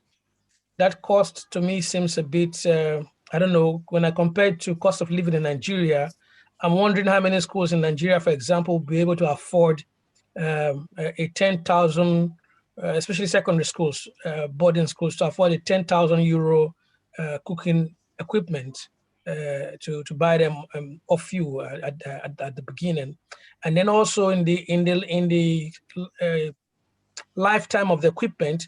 How do you ensure consistent after-sales service? Do you have the staffing? Do you have the reach to serve service as many schools as possible and provide efficient, timely after-sales service?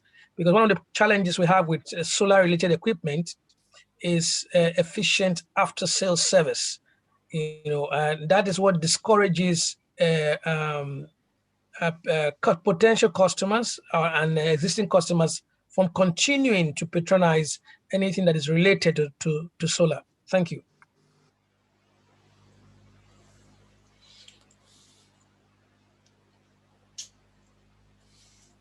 Abuga? Thank you, sir. We are targeting rural marginalized schools with an average of 500 students. And surprisingly enough, from our market validation, we discovered that these schools are spending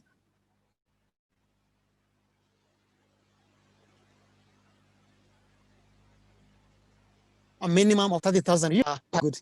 So these schools actually, they're able to afford to pay 30,000 euros per year. And to ensure that we're able to serve those rural poorer schools, what we do, we only ask the schools to redirect the amount of money they pay per academic term or per year to the firewood vendors to pay to Ecobora.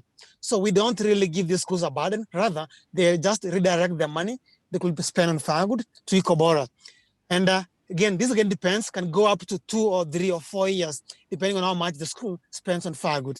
So we're really flexible on how they repay to us to ensure we serve those vulnerable schools. And then secondly, about maintenance, about solar. What we do in these communities, we train women and youths in these communities in a 6-month course on our solar concentrators and thermal installation services, after which these women are supposed to support us with installation and even further maintenance of these solar collectors and our system to ensure that we're able to give these schools further support beyond installation. And since these schools are paying us up to 3 years, that shows you that we are really keen to support these schools to ensure that they're able to access heat energy for more than 3 years, up to 13 years with our technology. And that's really, I think, puts us forward as compared to other competitors who gives the customers zero maintenance and all support services.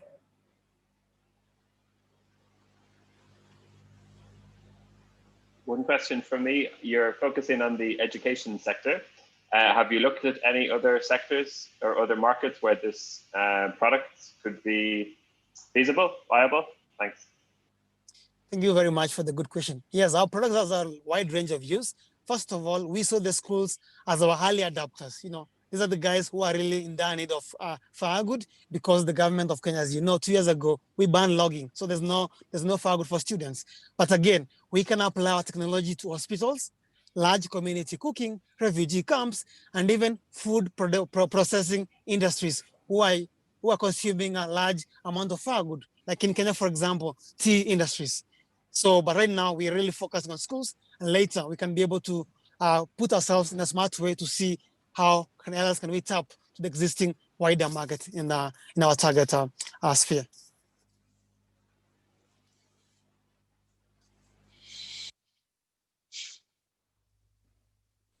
Yeah, thank you, Abuga, for those clarifications.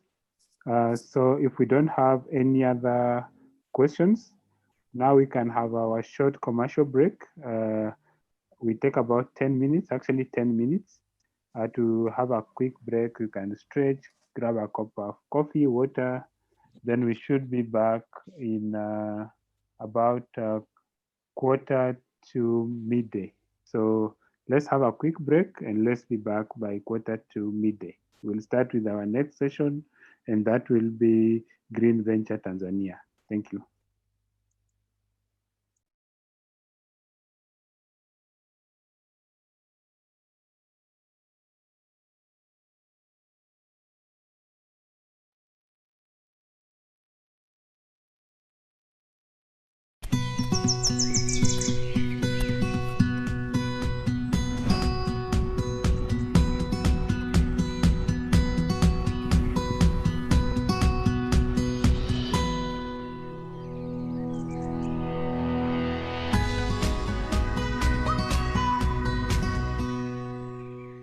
The inadequacy of factors of production, lack of access to finance, incapacity to design and implement modern agricultural ideas, and a poor perception of the agribusiness sector are factors that have deprived of many youth, women, and the world at large numerous opportunities to make a living for themselves and their families, as well as denying them food security.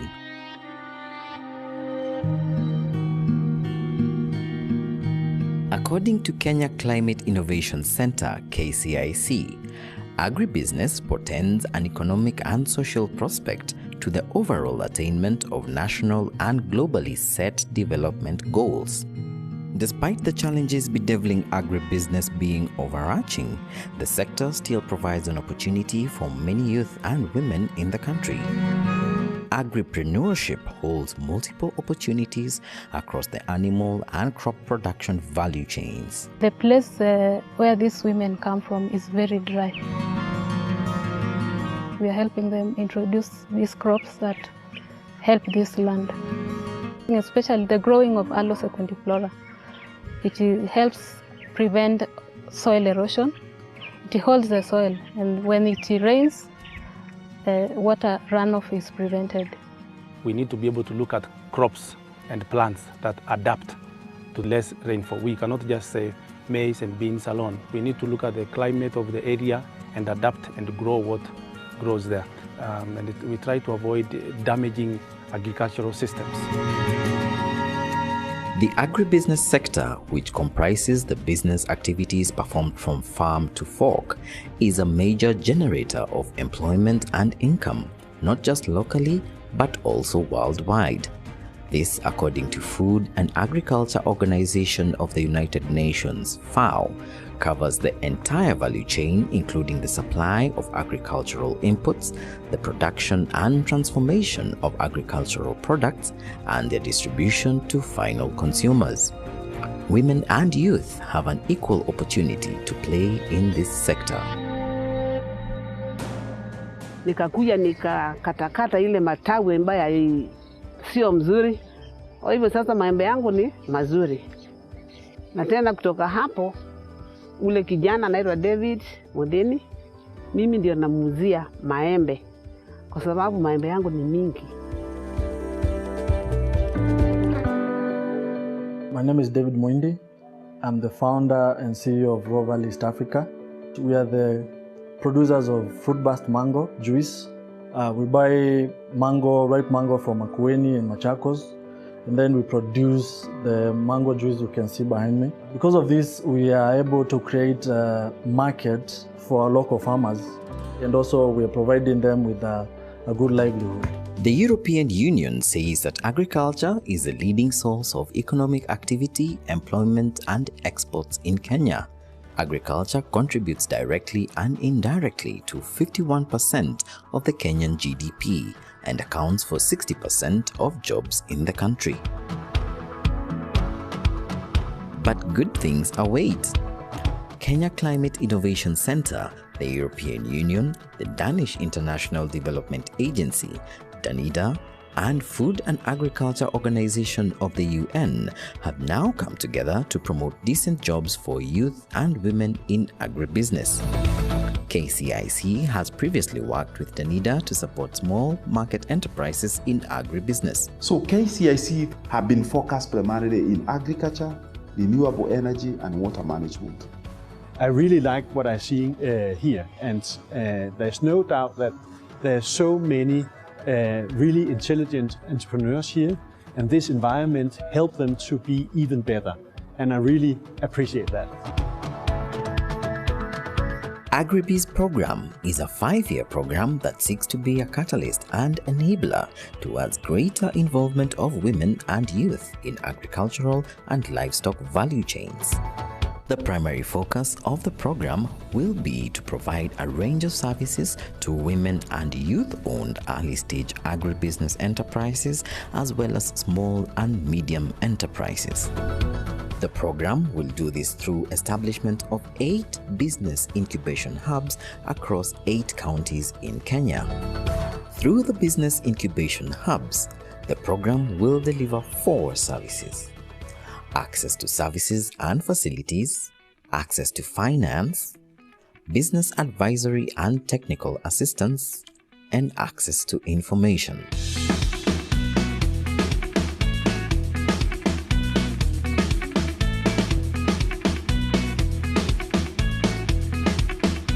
We appreciate all the efforts and many more to come. Naomba kama mnaweza msaidie kifedha, apate pesa, akuye au ananunua mingi na hao wananisaidia.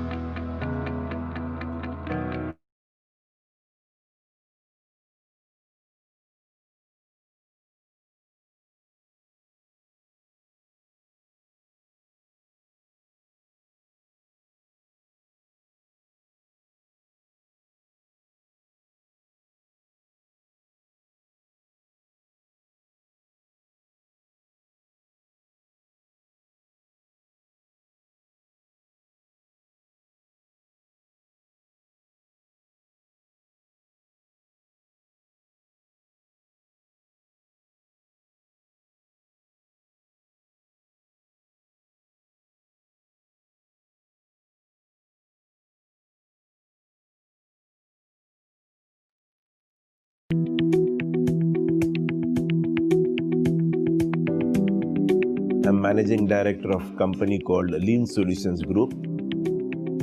We formed this company in 2007, and since then we have been in this business of green and renewable energy. We have ventured into briquette manufacturing in the year 2009, and since then we have grown, and from 100 tons per month capacity, now we have got around 2,000 tons of briquette manufacturing capacity till now, and we have got 4 plants. So it's been a difficult journey. Our focus mainly has been on boot, build, own, operate and transfer, wherein we own the boiler at clients' premises, and we use our own briquettes, we generate steam and we sell steam at 25% discounted price. So this has been a very successful model, and we have been implementing it for many years now.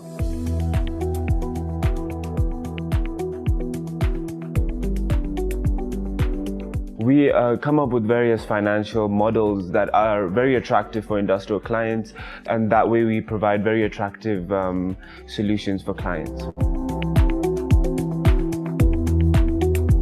In any environment, there is always resistance to change. For get one first client of boiler conversion, it took nearly 3 years for us to convince. Even now we are going into pellet manufacturing from the biomass, which can be used for the household. But this is having challenges, because households, the price is a challenge, the acceptability is the challenge, but you have to come up with the new solution, new ideas, like we are coming up with leasing them instead of selling them the stores, and recover your cost by selling the pallets. That is what we are coming up with. So every problem, there is a solution. That's what we believe in. What we need to look is for the solution. When you look for problems, you get many problems. But when you look for solution, you get the solutions. That's what we focus mainly on, solutions, and we have been successful because of that. The challenges which we face in this environment is that when we are using the industrial boilers, the briquettes we were using in industrial boilers, our main competition was with the firewood, and firewood is very cheap, But after the logging ban, now the people have got the importance of briquettes, and now it has picked up the market. But now another challenge which we are facing is the availability of the sawdust, because the logging ban has been there. So we get the different kind of challenges, and then we have to come up with new ideas, new biomass to take care of the manufacturing of briquettes. The beauty about briquette is that 1 ton of briquette creates 12 man days of employment.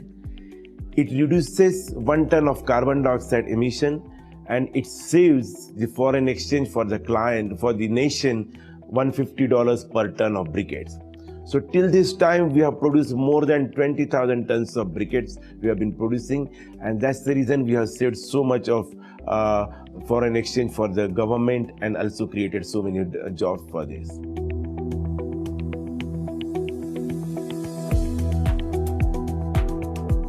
Basically, what we're looking from KCIC is, obviously everyone knows that penetrating a new market can be very difficult. So they would want them to help us, do some market research, gain some data is obviously very important. So we need to, have data collection points that can give us data on the market, and as well, link us to some good grants and funding that can really help us develop this new market, and it can be very exciting.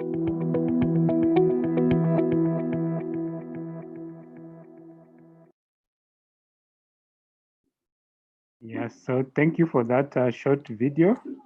So I want to take this opportunity to welcome everyone back. And now we can move back to our pitch session, and now invite Green Venture Tanzania to give us their presentation. Welcome.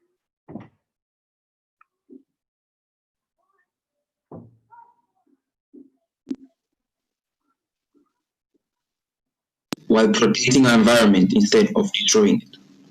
My name is Edgar Edmund, CEO and founder of Green Venture Tanzania. In 2015, extreme floods happened in Dar es Salaam. These floods affected more people of low income because these people build mud houses. And during the flood, more than 700 mud houses were swept away by the floods. This left people without shelter. With floods, there was also lots of plastic waste floating in the water. And here's where I got the idea behind Green Venture Tanzania. At Green Venture, we recycle plastic waste into durable, cheap, and affordable building materials. Our business model is business to business because we sell our building materials to construction companies. Our products are $0.30 US per brick, making it half the market price. Well, Africa needs more than 50 million houses to house the people who currently can afford housing in Africa. Tanzania alone needs more than 3 million houses to house people who can afford housing in Tanzania, and that's a $45.6 billion market. But Green Venture, we're going to target 4,385 houses per year. As well, we have already received offers from companies in Tunisia whereby they want us to expand our services to their country. Well, our value proposition. Through our production process, we reduce the production time by 30% compared to producing off traditional cement bricks. Our bricks also, they take 40% less time in installation compared to the cement bricks, since our products are interlocking and they use plastic waste. Our products are half the market price. Our products are water resistant. When it comes to flood, they cannot be easily damaged. Our products are time saving. Hence, you can use them to construct projects, especially when it's an immediate response project, such as building hospitals during the pandemic. Our products takes less time in installation and production, hence they will be suitable for these processes. Well, recycling of plastic waste can be dangerous, but Green Venture has taken care of this. We use high technology recycling process. This is the use of extruder machine, whereby we have thermocouples in our machines, which detects the temperature in which different types of plastics, after being sorted, they can be recycled. Hence, our production process is even more environmental friendly. Our products are interlocking, making them having a variety of uses. And also, we have already got contacts from solar companies from Germany that are willing to help support our company in turning our machines to fully solar powered. Currently, we use hydroelectric power to run our machine. Our customer delivery, our key assumption: low-income people are going to afford construction of houses. Our products are user-friendly. They're going to substitute construction materials such as wood and cement. They're easily to be installed, hence they reduce time of construction. Key learnings: people are willing and able to purchase our orders. There is value created behind plastic waste, and also products are being used with multiple purposes. In our financials, we hope to supply our products to 40 construction companies around Tanzania. Hence, we're going to sell our products at $0.30 US, and we make a profit of 0.16 USD. Selling 20 million bricks per year will give us a profit of $3.3 million. Our climate impact. Since we are reducing the use of cement in construction, we are going to drop the carbon emissions produced, because globally, cement extraction alone contributes to about 8% of the global carbon emissions. Reducing this will be a big success. We're going to recycle plastic waste, reduce ocean pollution. Also, our products are long life and durable, since plastics take more than 500 years to decompose. And also turning our production system into fully solar powered. This whole process of producing plastic recycled bricks is going to reduce 90% of carbon emissions compared to cement bricks. Our founding team. I'm the CEO and founder of Green Venture, having 5 years of experience working on recycling. Gibson, who is a technician, also machine maintenance, a graduate from Dar es Salaam Institute of Technology. Juma, operations and finance. We aim to cut down the cost of production to 50% compared to traditional cement bricks. We aim to have a valuation of $9 million in the next 5 years. We aim to manufacture 4,385 houses that are going to be built by our products. We aim to recycle more than 100,000 tons of plastic in the next 5 years. Okay.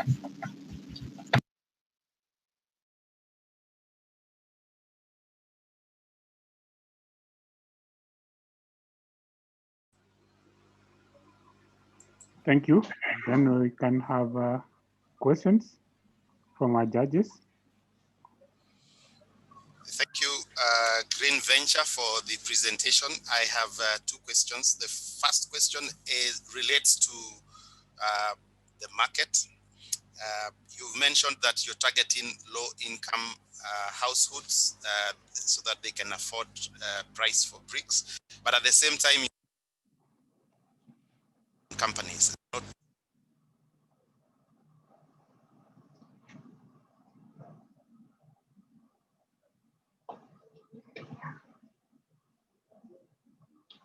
I can't hear.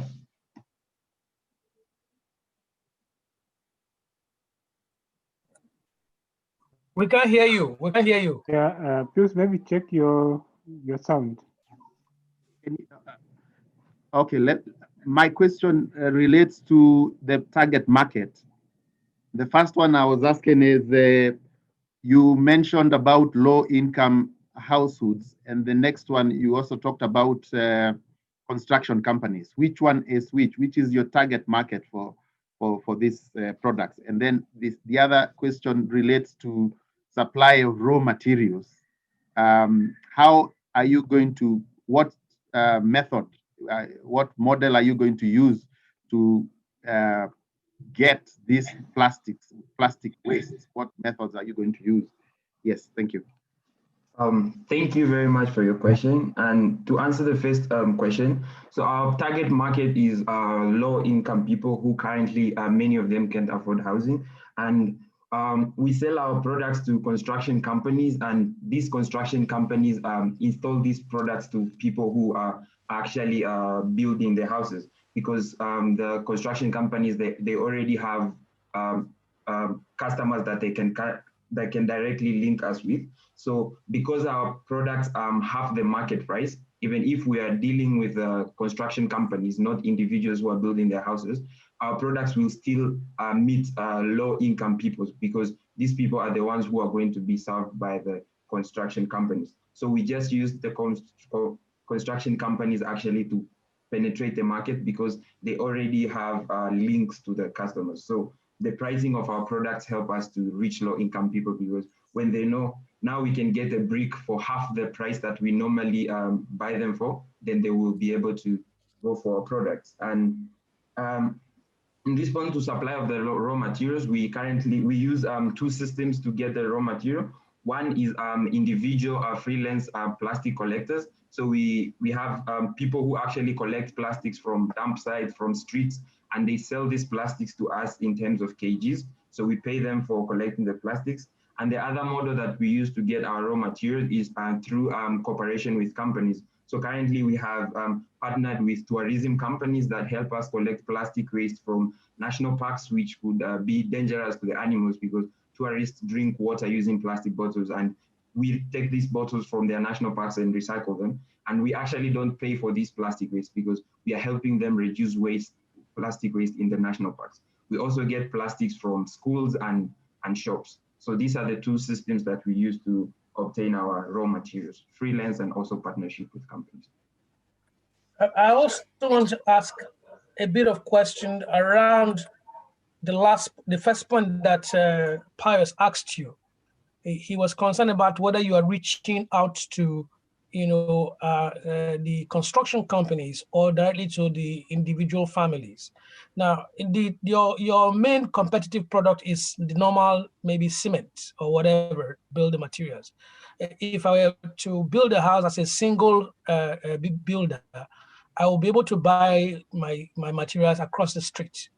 Are your products available that way, or do you only sell directly to construction companies, which means you're only depending on wholesale? You're only selling to companies. Do you have your products available on a retail basis to individual home builders? Because houses are built by either companies or by individuals who want to develop their own, the mom and pops that want to develop their own housing. So are your products available, and at what rate? Will they be affordable and available to individual builders? Yeah, so I think we targeted construction companies because actually the main reason, one of the reasons is because some construction companies, after seeing our product, they came to approach us and say they want to use our products to lower their costs and actually get access market for low income people. But we are also open for individuals to actually come buy products direct from us. So we targeted construction companies, but also it is in our vision to actually help local people buy products direct from us. So if they need to construct maybe a shop, construct a house or anything, they can also get to buy the products direct from us through the retail system. I had a question around women and youth. I'm so curious in terms of how you saw this benefiting women, and then also curious about what's your vision for trying to engage youth in your company? Thank you. Yeah, thank you very much for the good question. So I think mainly this question goes to how we interact with youth and women. So I would say like a larger percent of people who actually we buy plastic waste from are women, like the freelance plastic collectors. So most of these people, they collect plastic waste from the streets and we buy the plastic from them. We also have like a huge number of youth collecting these plastics, and we actually pay for the plastic that they are collecting. And also having the involvement of women and youth into our collection system, I think it has been able to create employment for even people who didn't have who didn't get access to go to proper education system. Since collecting plastic waste for us, you do not need to have a degree or any certification. It is a job that can earn you a living without even you going through the normal education system. So I think our business also really benefited in creating employment even for people who did not get access to going to school. Going back to your initial problem, which was flooding and a loss of homes because of flooding, these new bricks or this new way to create homes, how are they going to withstand the same issue as flooding? Are they going to be more structurally sound or not? Have you tested them? And you mentioned something about potential contracts in Tunisia. Could you explain a bit more about this? It seems like you're focused on Tanzania in particular. Will this be a distraction for your business, or do you see growth into other markets right now being a positive for your business? Thanks. Yeah, thank you for your question. So the first thing, I think most of the houses that do, so I actually, when the flooding was happening in Dar es Salaam, I remember by then I was just 15 years old. So I saw like most of the houses that were damaged were houses that were made for like mud houses. So when floods come and meet a mud house, it's very easy for that house to be swept away by water. So us actually creating bricks from recycled plastic waste. So we include plastics and sand in our production process. These bricks become water resistant. So when it comes to floods, the bricks are actually more rigid than having your house made from mud. So I think the bricks that we are making are actually solving this problem that I had. Pardon? Yeah, so I think, no, go ahead. Just go ahead. Our bricks are solving the problem of floods, of house destruction, which was the problem that I had firstly seen. And in concern to our market, so we target Tanzania and getting offers from actually people outside Tanzania who are interested in our product. It actually shows us like there's potential to expand. So especially these people in Tunisia who had seen our products through Facebook and they were interested in actually getting the products to be in Tunisia is something that gives us hope and shows us like we are not only solving a problem in Tanzania, but there is a potential for us to solve a problem as big as an African problem. Because even when in the beginning of this session, when they're speaking about building green schools in Kenya, like it would be a great thing for us if we are able to supply this school with plastic recycled building materials in building of this school. So I think having people outside Tanzania interested in our products is something that gives us hope, and it shows us we can really scale in terms of our market. So thank you for your clarification to the question to the judges. So now we can move to our next participant, IFAM Egypt.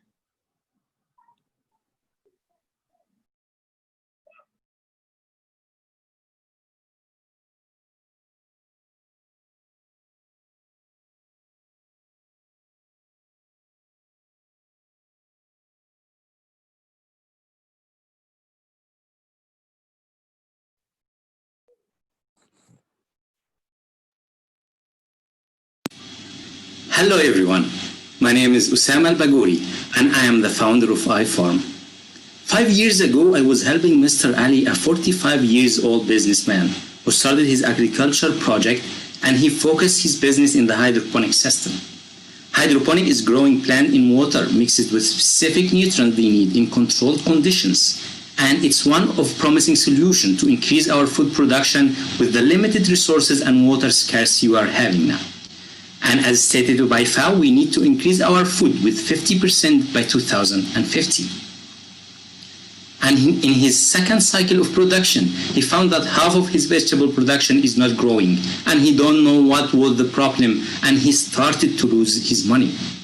After 3 years with my master's study and in sustainable agriculture and hydroponic experience in different projects, we, iFarm, with our solid background team, we come up with the solution, the intelligent production enhancing system, to help Mr. Ali and all hydroponic industries in Egypt and Africa.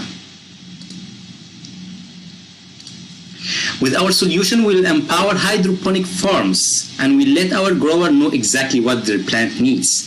We guarantee zero production loss, 95% less water and 46% less energy consumption.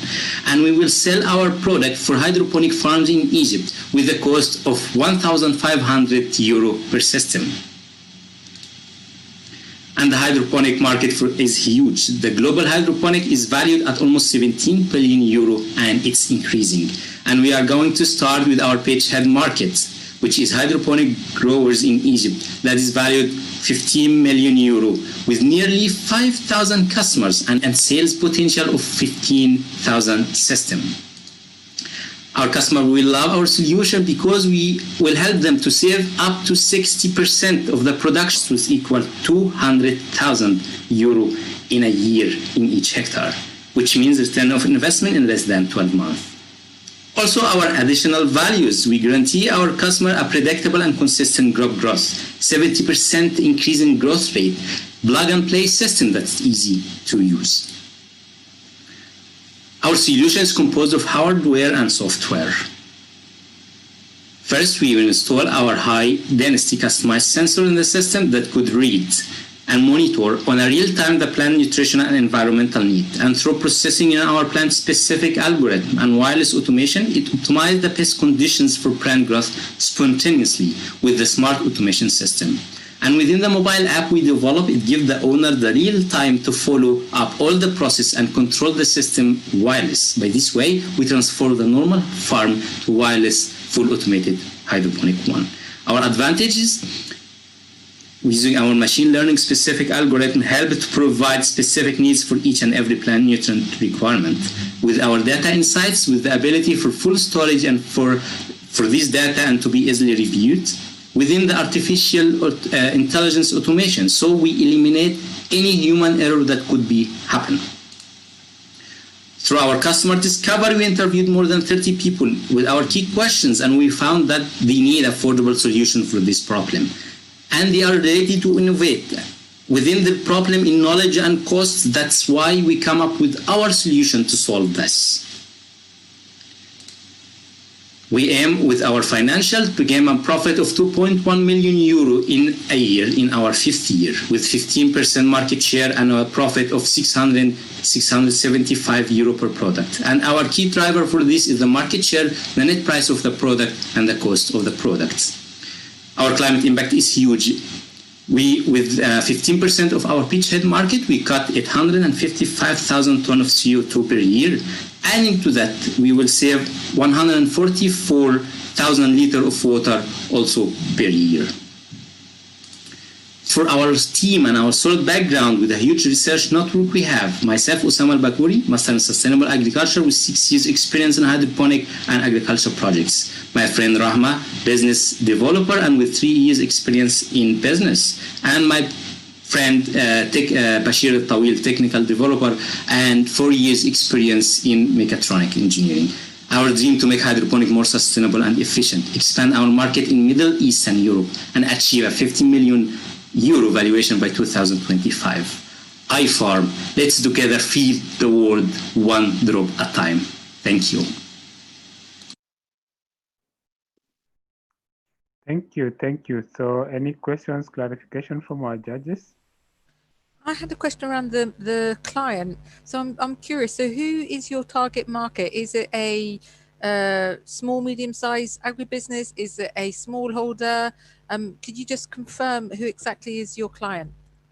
So our client will be small to medium to large hydroponic size. As we doing our market research and my experience working in some of these industries in Egypt, we found this is the exact pain, and this is they have a problem in this providing the exact needs for each and every plants. So we focus on the beachhead market on the hydroponic industry in Egypt.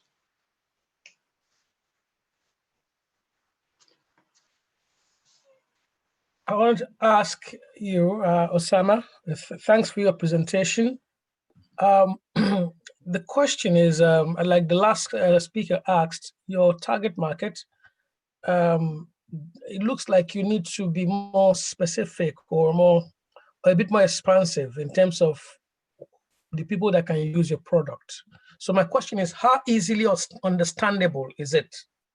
How can it be more easily understood by the potential user? Because that is what will enhance patronage and increase your client base. How easy it is for people to understand. The farmer who is out there already practicing his farming, Greek business, wants to use your product. How easy is it to understand and make use of it?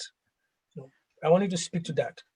Yeah, thank you for the question. Related to interviews we conducted with the hydroponic owners and the hydroponic investors in Egypt, we come out with their real pain problems, that they have a problem of following all the nutrient solutions, and one of them lost half of the production because he cannot follow all the nutrient specific needs for each and every plant.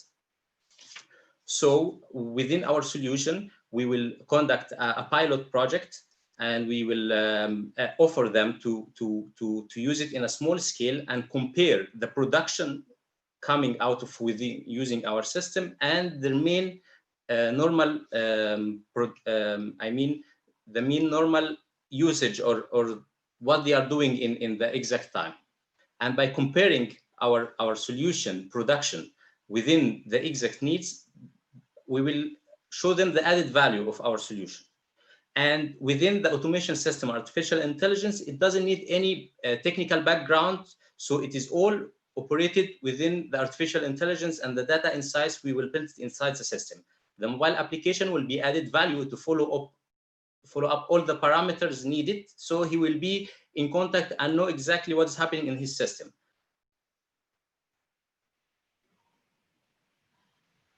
One more question around after-sales service. After-sales service. I don't know the size of your company. I assume you'll be serving a lot of farmers. How would you be able to provide after-sales service to your wide or growing range of clients, in Egypt? And I expect the product to move out of Egypt, probably move to other parts of Africa.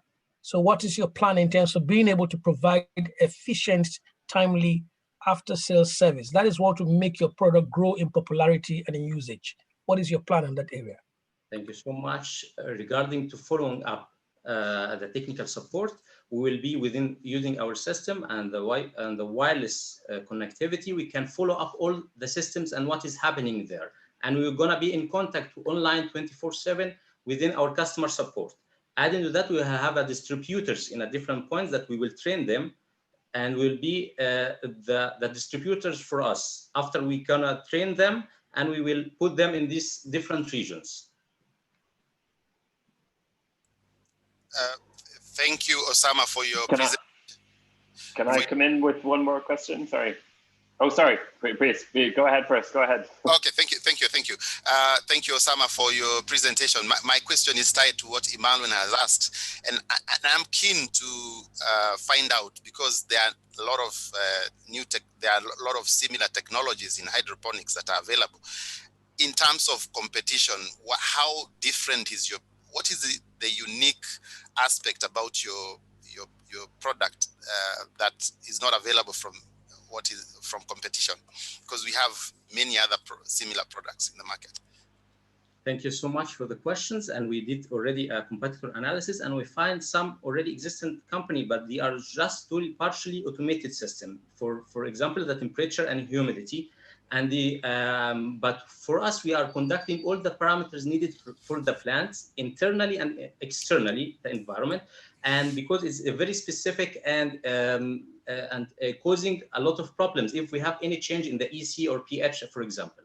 And within our artificial intelligence and the data insights, we are making this specific algorithm or building.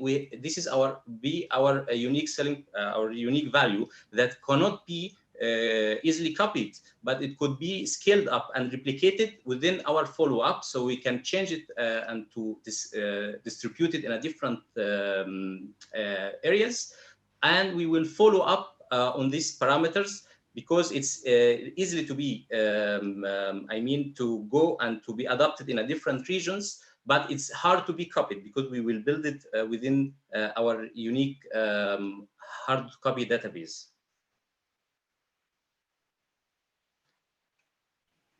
Linked to that following question, you mentioned a price point, I think, of €1,500. Is that an upfront cost? Are there additional costs for technical support or membership over time with this service? This covered the system that covers, as we mentioned in the presentation, but added to this customer support for 1 year and optimization for the parameter, because the system within different seasons, it needs to be calibrated. So we will cover 1 year of calibrations for free. And after that, it will be just the cost of calibration if our customers needed to use us for this usage.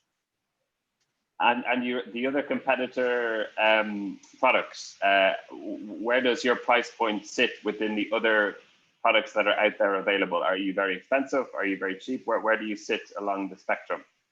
No, we have another competitor that are related to the price, because the sensors we will use will be manufactured internally in our country, and we will use some recyclable plastic companies, startup, that we will empower them together to get out of these sensors, but only 2 sensors related to the EC and pH, because it's very specific. We will manufacture by ourselves, and also it will be high durability and recyclable plastic, so we don't have any impact on the climate. In the other hand, and by this we are also creating a new job opportunities in this sector, in the biologists, biotechnologies, and data analysis. And this is also will be another social impact for us.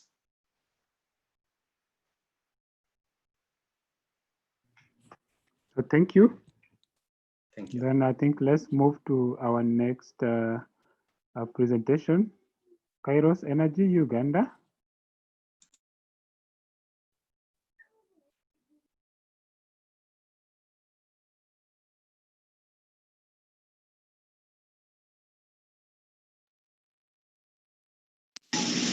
Hi, my name is Jonathan, Team Lead Operations and Product Development at Kairos Energy.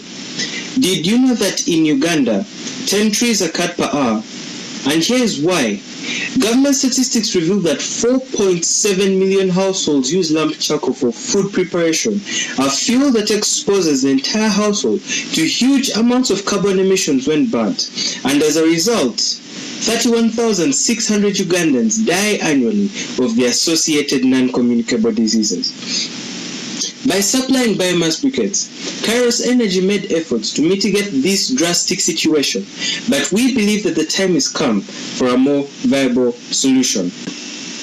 Kairos Energy therefore plans to develop and sell battery-powered electric stoves to middle-income households in Kampala, Uganda, at 60 euros per stove, whose batteries we shall then recharge at a fee of 10 euros per month. Our beachhead market are the 280,500 middle-income households in Kampala, Uganda. They currently spend up to 30% of their earnings on cooking energy expenditure, reducing disposable income available for other necessities like health and education. Living in urban and suburban areas, they cook indoors and are greatly exposed to indoor air pollution, which not only causes respiratory diseases, but also makes cooking a very dreadful experience. Their frustrations are shared by their counterparts in Eastern and Sub-Saharan Africa, together with those in developing countries all over the world. On average, households using our product will save 78% of their current annual cooking energy expenditure while enjoying zero emissions cooking at a 75% more efficiency. Our product is a low voltage induction stove with a resonant converter powered by a rechargeable battery to increase efficiency while reducing production costs. To minimize costs due to unreliable electricity, we shall recharge our batteries periodically at our solar-powered recharge station, thus establishing a virtual power line in the process. For competitive advantage, we'll apply for quality certifications with organizations like ISO and Uganda National Bureau of Standards, provide a 2-year warranty, a 2-month free recharge period, and our product is patentable. We interviewed 80 households in Kampala, Uganda, and neighboring areas, with our first key assumption being that change is desired. And we learned that yes, a more affordable, time-efficient, heat-efficient, low emissions alternative is desired together with cooking heat control. Our second key assumption was that our beachhead market is willing to completely give up its current cooking fuel, and we learned that yes, but only for a proven, more affordable and heat-efficient alternative. By our 5th year, with a 20% market share, Kairos Energy expects to be making profit per year of 6.9 million euros from our battery recharging service and an additional profit per year of 560,000 euros from sale of electric stoves, with our key drivers being market size, market share, and cost of delivery. Households using our product will reduce their carbon dioxide cooking emissions by 83% or 2.3 tons per year, saving a total of 93,000 tons per year of carbon dioxide in our beachhead market. The direct substitution for lamp charcoal will also translate into a decline in the rate of deforestation, saving a total of 48,000 hectares of forests annually.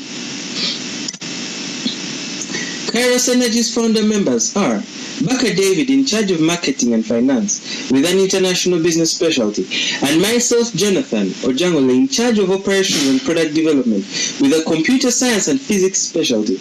And we dream to create a more efficient and affordable means of cooking for 56,000 households by 2026 to achieve an 80 million euro valuation in the next 5 years and to save 500,000 hectares of trees or forests by 2030. Thank you for listening. Thank you, Jonathan, for your presentation. So I'll open it to the judges for any questions. Hello. Jonathan? You need to increase the volume of your mic, because I can't hear you very well. Okay, good. How does your product, I know you mentioned a bit about it, but in practical terms, how does your product compare with the existing alternative? So for example, you said monthly recharge will come at a cost of 10 euros, right? Yeah. Do you know how much households use currently to maybe top up or buy extra gas cylinders, gas supply for cooking. Because again, this is an African final. Expect that your product will go beyond your geography and spread to other countries. So did you attempts to look at comparative costs of gas usage in other countries? So for example, in Nigeria, that's about the same cost of refilling your gas in Nigeria. It's about 4,500 Naira, which is about 10 euros. Now, why should I switch to your product? I'm already comfortable with I have two gas cylinders in the house. Why would I switch to your product? What's the added benefit? Thank you. We did look at comparative prices in some countries, especially in Eastern Africa. But for your case in Nigeria, why you should switch is because we offer you more efficiency.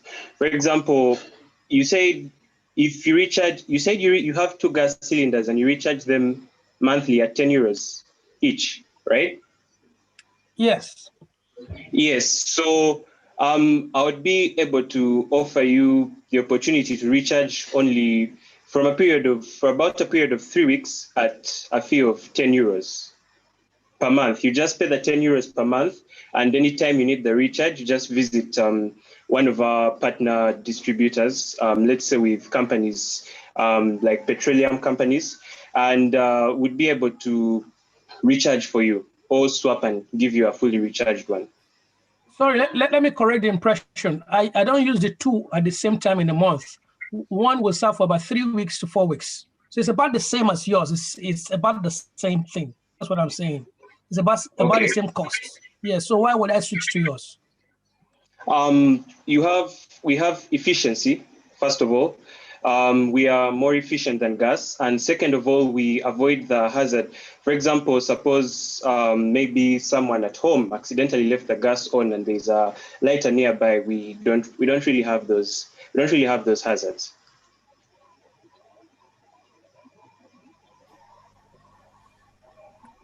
I don't want to monopolize you, so let others speak. Maybe they'll ask you other questions relating to this, because that is an open statement. You say you don't have fire hazards. Well, I mean, not the kind associated with gas anyway. Yeah.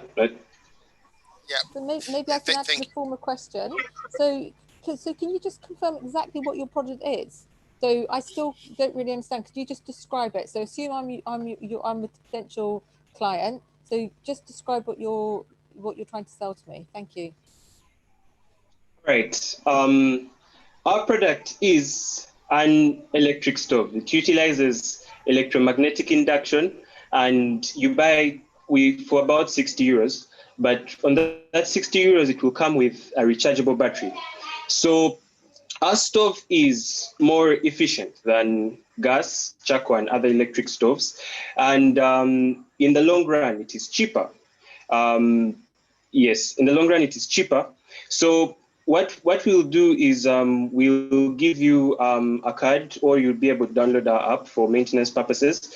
And every time you need a recharge, you just remove the battery and drop it at one of our partner distribution points, and from there we'll be able to swap and give you a new one immediately, and then we'll record the whole thing, like in our system, so as to follow up on you better, and so that we can provide better follow-up services. The maintenance services, if your product breaks down, are free, and they are on the 10 euro fee that you pay monthly for recharging. So can I just ask 2 points? So I live in a traditional African village, okay?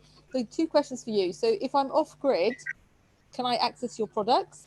And secondly, just in terms of breakages, what in terms of the rural community who you might be targeting, how do they contact you if you don't have a local office?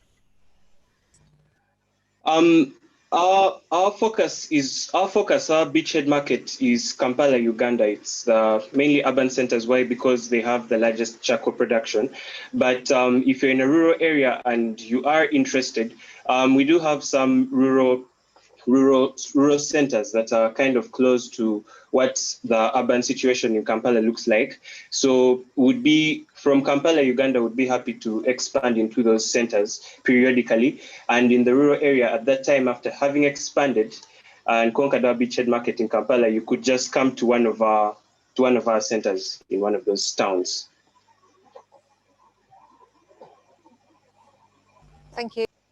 I think she asked about whether she's off grid. So she's off grid. So what's the source of electricity? She's off grid. Oh, the source of electricity. The source of electricity is the battery itself. You bring it for recharge and you use it in the stove for a period of 3 weeks, depending on your usage. And that's the source. That's the source of power. We will recharge our batteries at our solar-powered recharge station.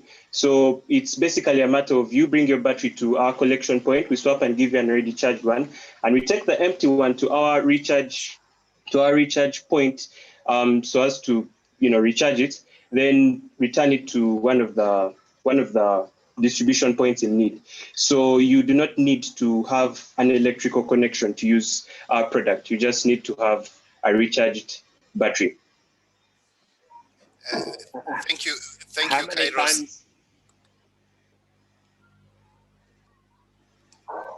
Christopher, you can go first. Go ahead. Okay, it's a follow-up question to the previous one.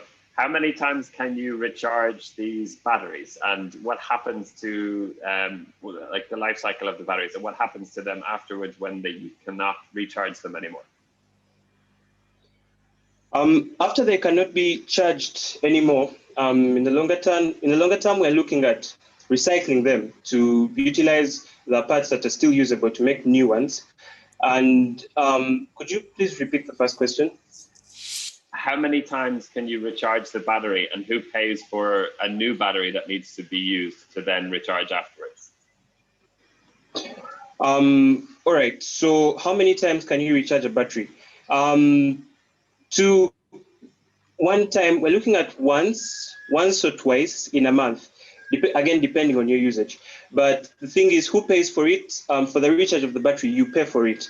And how you just continuously pay a monthly subscription of 10 euros. And from there, you just show like your receipt for the month, and you just take to one of our distribution points and we'll recharge for you. In case you need a new battery, and let's say the battery is broken down, you would have to buy a new one, but we would look at subsidizing from your recharge fee. Would look at subsidizing it. We'd look at subsidizing what you're paying monthly with, let's say, the new cost you're going to incur, so as to give you a cheaper alternative to purchase a new battery. Thank you, Jonathan. My question was tied to, you talked about higher efficiency of these stoves, and I was just interested to find out in relation to other stoves in terms of burning time, energy level, energy that is produced. How does it measure against other types of stoves in terms of those aspects? In terms of time of use, we did our research, and also together with our interviews, and discovered that total cooking time in Ugandan households in a day is about 6 to 7 hours. So we're looking at our stove being able to run for 6 to 7 hours at peak times. And in terms of heat, charcoal produces about 1.5 kilojoules, and we are able to produce about 3.3 to 3.5 kilojoules. Thank you. Okay, thank you.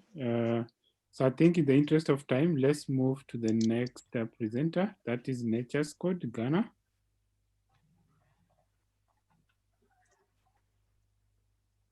Everyone here on earth is born of a woman. Women are the source of our existence. Hi, my name is Selma Fidelia Kole. I am a social entrepreneur, and I am the founder of Nature's Code, and a charitable foundation that serves the need of the underprivileged kids, girls, and women in rural Ghana. Lack of affordable sanitary pads for our girls and women in the rural slum of Ghana means no quality education for these girls and women. Most of these girls have to use unhygienic materials like dirty clothes, mud, ash. On the other hand, sanitary pads on the shelves are made from synthetic materials and plastic with chemicals that are detrimental to the health of women, and it is bad for the environment. At Nature's Code, we produce affordable, eco-friendly, biodegradable sanitary pads for our girls in the rural areas from organic waste of the banana stem fiber and then cornstarch. Our market research shows that the sanitary pad market in Africa was valued at $528 million in 2016, and it is projected to reach $779 million in 2020. Now, our market is a B2B beachhead market, that is a supermarket, mini market, provision shops, malls, medical stores, hospitals, and NGOs, because they are the easiest access market to the customer. Our customer value proposition is to offer our customers the best affordable and hygienic, eco-friendly, biodegradable sanitary pads and disposable options to manage menstruation periods in an effective, comfortable, and hygienic way, and to educate young girls and provide strong awareness on menstrual hygiene through a well-organized seminars, workshops, and through an app. Our product is the timeless organic sanitary pad made from the banana stem fiber and cornstarch. Our competitive advantage is that our products are cheaper, they are organic, locally made, and chemical-free and plastic-free. We're also working on our patent and certification of our products. Customer discovery. Our customer hypotheses and key assumptions are the provision of pads with education would improve attendance among menstruating schoolgirls. Rural areas would have better attendance rate than peri-urban areas upon provision of pads with education. Customers want affordable but quality products. Our product is environmentally sustainable and affordable. They also prefer a healthier organic options to chemicalized products. The lessons learned are that education about puberty and menstruation alone will not be sufficient to improve attendance at schools. Customers are ready to pay for affordable, quality, hygienic, and comfort. We have interviewed about 200 teenage girls from the Duapo Methodist Primary and JHS schools. Financial model. Our target is to make 147,000 euros profit yearly with our beachhead market, with our net price at 0.441 cents. Our cost price is at 0.294 cents. Our profits per pack is at 0.147 cents, and our customers are estimated at 5 million, with our market estimated at 10 million, and our market share is at 50%. Our climate impact, 82% higher reduction of greenhouse emissions with 87,000 tons of CO2 emissions eliminated yearly. Our team, and of course myself, I am the founder, and we have Susan Okodede, she's admin, and we have Edna Polikuma advisory, we have Kwame Siama, he's supervisor technical, we have Barnabas Colley, and he's a branch manager. Our dream is to be one of the leading manufacturers of organic sanitary pads and to help 20 million underprivileged teenage girls and women get access to affordable, eco-friendly sanitary pads in Ghana and across Africa, and to help save 5 million women in 5 years, to mitigate plastic pollution for a better environment, and to be valued at $20 million after 5 years.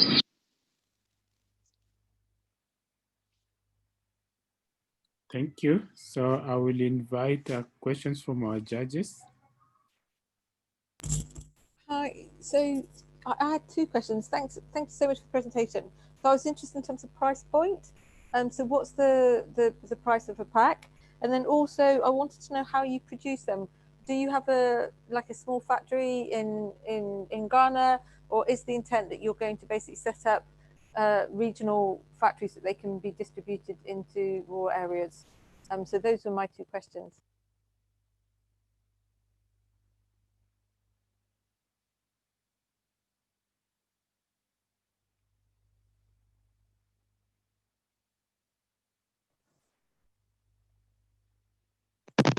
Hello. Yeah, you can go ahead. Okay, so our price is 3 Ghana cedis, that is about 0.147 yeah, 0.147. And then your other question is that how do we produce it? We take the materials, the fibers from the farm, and then we extract them. After extracting them, we produce them. We produce them by getting them grinded, and then we equip them, and then we put materials, cloth materials on it, and then we knit them together. That is the way we produce them. The last question. Just to clarify, so is it that you have a little factory? So is it that you do it in your home? So is it that you have your house and then you have a little shed where people assemble, or how is it? Just so I can understand in my head. Yes, please. We have a for now we have a shed in my house where we produce. We've contacted, we partnered with a couple of companies that produce our materials, and so they are working on our extraction materials and then our other materials to put together a mini company. Yes, but for now we are doing it manually with our hands. Yes, that's what we are doing it with our hands. And then just to confirm, so if my daughter, so in terms of price, because I didn't understand, so if my daughter wanted to buy a packet, how much would she have to pay? How much would one packet of, say, 10 cost? Hello? Hi. So in terms of pricing, so if my daughter wanted to buy a packet of 10, how much, for example, would a packet of 10 cost? That's 3 Ghana cedis per pack. Okay, thank you.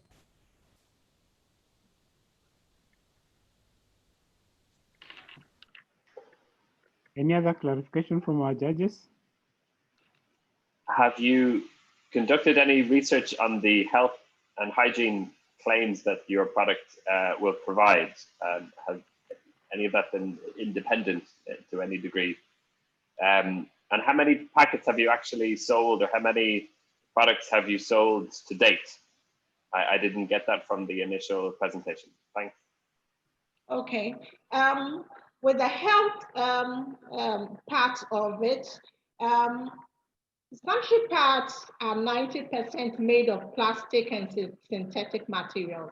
Now, they are made of bleach pulp, and in bleaching the pulp, there is a toxin that is released into the pulp that is called dioxin, and that dioxin is a deadly chemical that causes several sicknesses to the women, can cause ovarian cancer, cervical cancer, UTIs, and can be allergic to some women depending on everyone's hormones.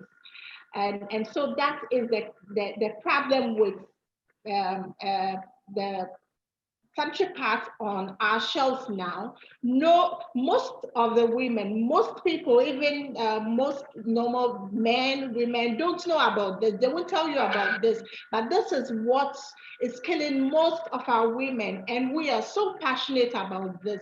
If God has given us knowledge to do other things to keep our women alive, we have to do it. Aside the fact that we are promoting climate change. We want to take the plastic out of the system so that we can promote climate change. We are also promoting women's health. Women are the core hold of this of life. So we want to promote our women. And then aside that, we also want to keep our girls in school. Yeah, so that's it. Thank you.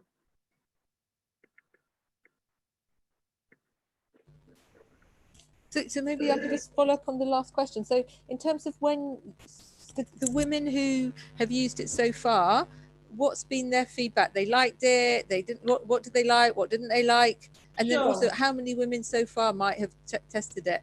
Sure, we actually have given to about 200 women. We gave it to girls and women, and most of them, the feedback we have is they are so comfortable with it. And the fact that they have the knowledge that what is on the market is very detrimental to their health, they prefer this. There are people who have called us and have told us they want to partner us. People have called us to say that they want to buy our product, they want it on the shelf, because these days everyone is careful about life. Everyone wants good health. Even in drinking common water, people want the correct good water to drink. People want good food to eat. So people want good sanitary pads to use to get good health. Thank you. Yes.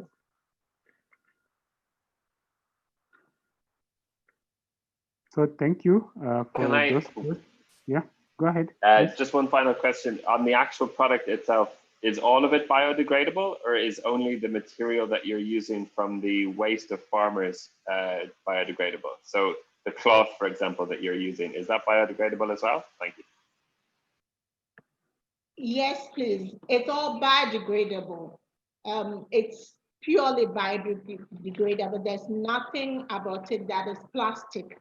It is all biodegradable. This is a sample I have here. I don't know, you can see it. This is it. And then this is a sample of the fiber we got from the banana stem fiber. This is how it looks like. I don't know if you can see. And this is one of our first prototypes that we did, and we are keeping it.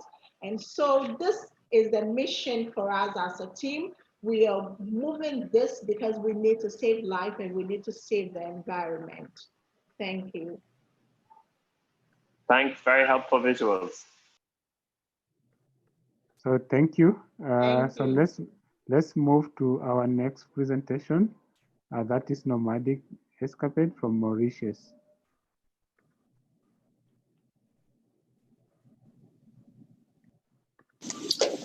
Nomadic Escapes is proposing a new generation of low-impact, sustainable tented resorts offering unique wellness and adventure experiences at affordable prices. The deal is simple. International and domestic travelers book tented pods for an average daily room rate of $300 per night. Nomadic Escapes provides innovative, sustainable accommodation, traditional wholesome food, and nature-based wellness experiences. Our beachhead market is the global wellness tourism sector, which is currently worth $639 billion.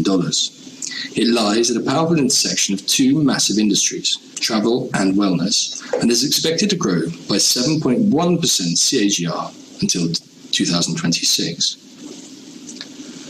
The value proposition is anchored in providing guests with a unique lodging experience in a sustainable environment, but it also offers stakeholders a 20% better return on investment, a 55% faster development process, a 30% lower construction cost, and significantly lower utility costs than traditional hospitality models. The key is a unique range of durable, prefabricated, tented accommodation units that have a low physical impact on the site, outstanding thermal performance, and excellent resistance to extreme weather conditions. These pods can be equipped with king-size beds, ensuite bathrooms, HEPA air filters, and low-energy lighting, all powered by renewable energy sources. A typical resort layout might look like this. And we have 3 unique products: the Seapod, a suspended treehouse for adventure travelers; the Urchin, a stylish standard room for couples; and the Looper, a luxury suite for couples that can also be adapted to the needs of families. All of these units have been built, tried, and tested in the hospitality industry. To understand the beachhead market, we carried out an in-depth interview with 16 specialist travel agencies that work principally on wellness and ecotourism sectors to understand the current guest expectations. What we discovered is that basically guests are looking for new, innovative lodging experiences they can share with their social media following, inclusive, sustainable, and authentic guest experiences,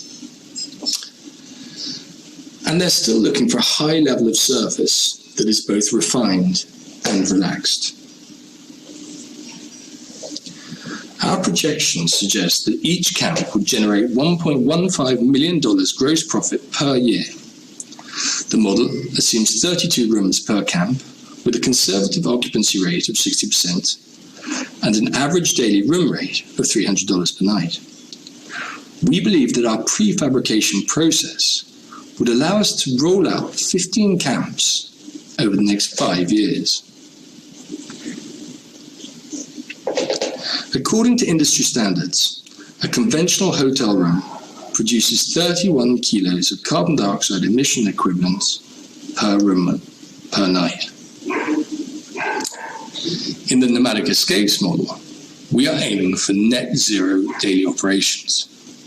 In addition, we plan to introduce an environmental levy to plant 5 trees for each room night. At maturity, 22 kilos of carbon dioxide emissions would be absorbed per tree per year. That's 770,880 kilos of carbon dioxide sequestered each year per camp, or 0.3 kilos of carbon dioxide offset per room night. Essentially, that makes us the first net carbon positive hospitality model. Our aim is to create an international hospitality group that delivers innovative, healthy guest experiences with a positive climate footprint. Over the next decade, we plan to set a new benchmark for environmentally and socially responsible tourism. And our dream is to have an annual profits of $20 million per year after 5 years. To achieve this, we have an outstanding team. Olav Brun, leading architect in the hospitality industry; Louis Thompson, an experienced construction expert; and Anthony Payton, an experienced general manager.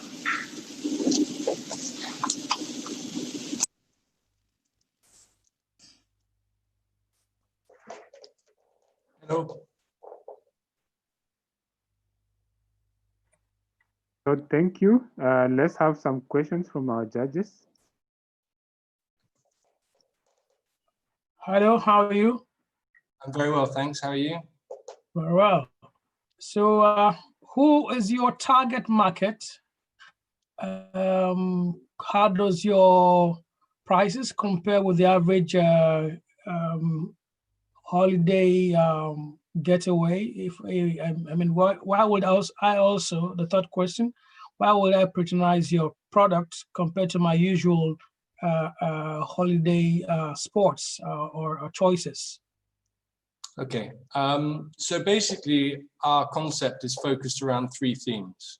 One is sustainability, one is wellness, and the third one is adventure. And this reflects a trend in the hospitality industry where we are actually selling experiences as opposed to room nights in a hotel room. Within the wellness sector of the hospitality sector, there's a very broad range of categories, a very large number of different niches. You could go to a meditation retreat in Thailand and pay $20 a night, or you could go and stay in, the latest banyan tree resort in Philippines at $700 a night. So it's very difficult to say, which niche are we focused on. We're actually gone a little bit for the mid-range niche because we believe that that's been somewhat neglected over the years.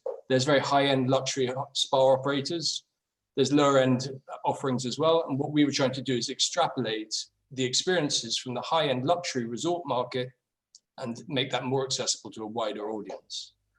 Why would you come to our camps? Firstly, because we are offering a unique experience in nature that is not typically available in traditional bricks and mortar hotels. Secondly, the sustainability approach is significantly more ambitious than any other hospitality group that we've seen worldwide. And thirdly, I think that it's to do with the relationship and community. So we've got an ethos to employ local people, train them up to become operating staff in the resorts. And we want to create a relaxed, informal service environment. So basically you get to meet the people from the country where you're visiting. You'd get to do unique outdoor sports activities, and you'd eat local food, obviously. And it just has a better carbon footprint than anything else in the market. So can I ask Thank you. A question about COVID? So just in terms of your market, so I appreciate that many things have changed since you submitted your application, but obviously in terms of COVID, it's basically killed a lot of tourism in Africa. So I was just curious in terms of, are you thinking about diversifying? When I look at your product, I'm thinking about refugee camps. So I was just curious, low cost housing. So I was just curious about your diversification model.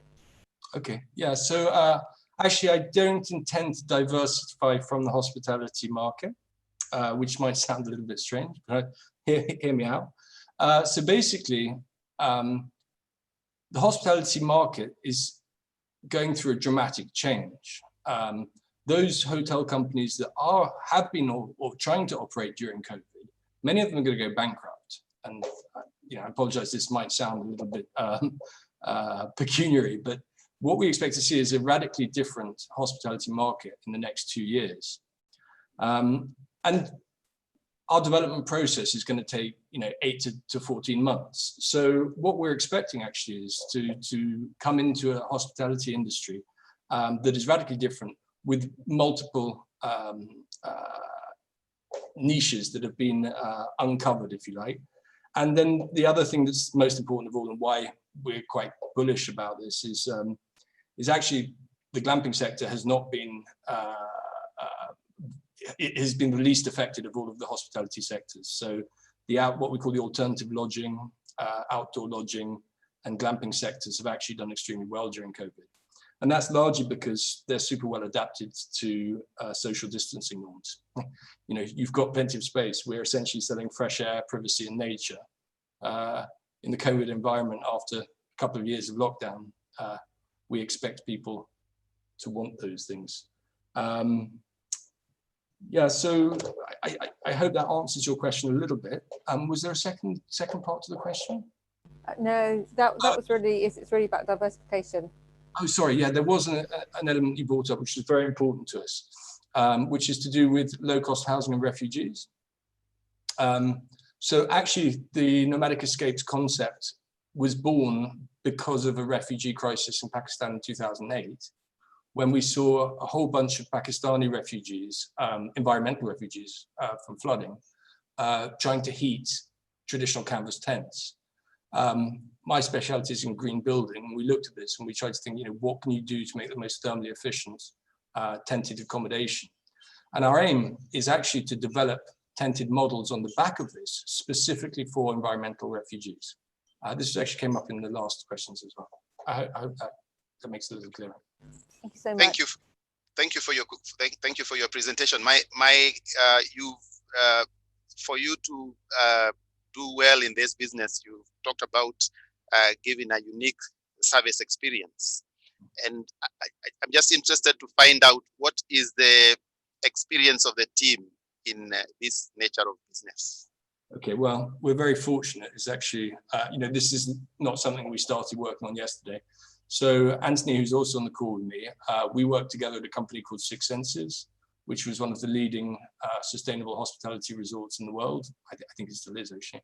Anthony has 45 plus years experience of managing some of the most prestigious resort properties in the world, including in Maldives, in the Middle East, and in Sri Lanka. I also have a hospitality background myself, having worked in Six Senses Sonova groups for many years, 9 years. And then we also have some significant partners, including Syra Hospitality, who do specialized training of local communities within the hospitality sector. And they've agreed to partner with us in this project. And the Passionality Group, which is our strategic growth partner, who have, I think, 300 years of hospitality experience between them and some of the world's leading brands. So that's it, really. Thank you.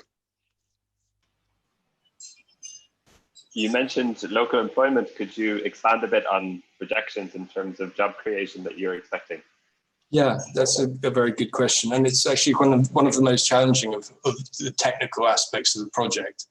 So using the assumption that we've made here, which is for a 32-room camp, Anthony and I expect to have between 50 and 80 jobs created directly from the camp. And then, of course, there's also jobs created indirectly. So what we found in the hospitality industry generally is that typically there's a very high turnover in the tourism and hospitality sectors over the last 10 years. And part of this is because people tend to move from one destination to another, and they're hunting around for the best opportunities. What we're banking on is the possibility of basically developing the professional skills of the local community to take ownership of the property. So this is a very different approach from your traditional hospitality model. What we're aiming to do is to create a much more delocalized hospitality model where each camp has a high degree of autonomy, recruits its personnel locally, and then develops its personnel to take up management level jobs. This also decreases our costs for staff accommodation. And then indirectly, because we have a local sourcing policy, we aim to procure food and local beverages so that we're creating, we're supporting the farming sector within each destination. And with the regenerative landscape projects, we also hope to generate significant employment, reforesting or afforesting many of the destinations where we'll be operating.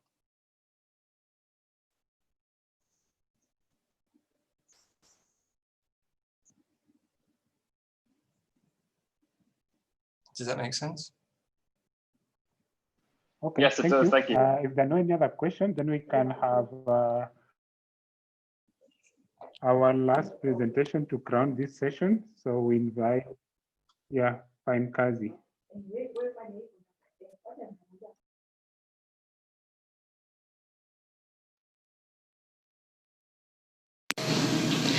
March 23rd, 2019 was the fateful day I learned that pineapples don't grow on trees, rather they grow on spiky little bushes. And it was also the day, unfortunately, I learned that the global pineapple industry, according to UNEP, produces 766 million tons of post-harvest waste annually, with Kenya alone, my home country, producing 80,000 tons per month, which is either eliminated by burning or chemical decomposition, releasing 1.8 million metric tons of toxic greenhouse gases. It is with this understanding that we created Pine Kazi. With Pine Kazi, we are converting the pineapple waste into eco-friendly casual shoes, which we sell to eco-conscious millennials at a price of 40 euros per pair. Shoes double up as a great asset in reducing carbon emissions and offer a profitable market entry point in the world of sustainability. The global market for sustainable footwear is currently valued at 4.9 billion euros, and our beachhead markets are eco-conscious millennials in USA. The reason why we chose USA as our beachhead market is because currently there is a massive push for adoption of sustainable footwear by the year 2021. What this simply means is that by 2021, sales are expected to hit 280 million euros, and we have the option of expanding our customer base to the rest of the world, specifically Europe and Asia. We fully understand that the easiest and fastest way of spreading your tentacles in this kind of market is by offering a product that is unique, affordable, and meets the required standards of quality. We are offering our product at a price point of 40 euros per pair, enabling our customers to save 72 euros, having purchased a product that has a longer shelf life, is of good quality, and is 3 times more affordable than the current sustainable footwear that is in the market.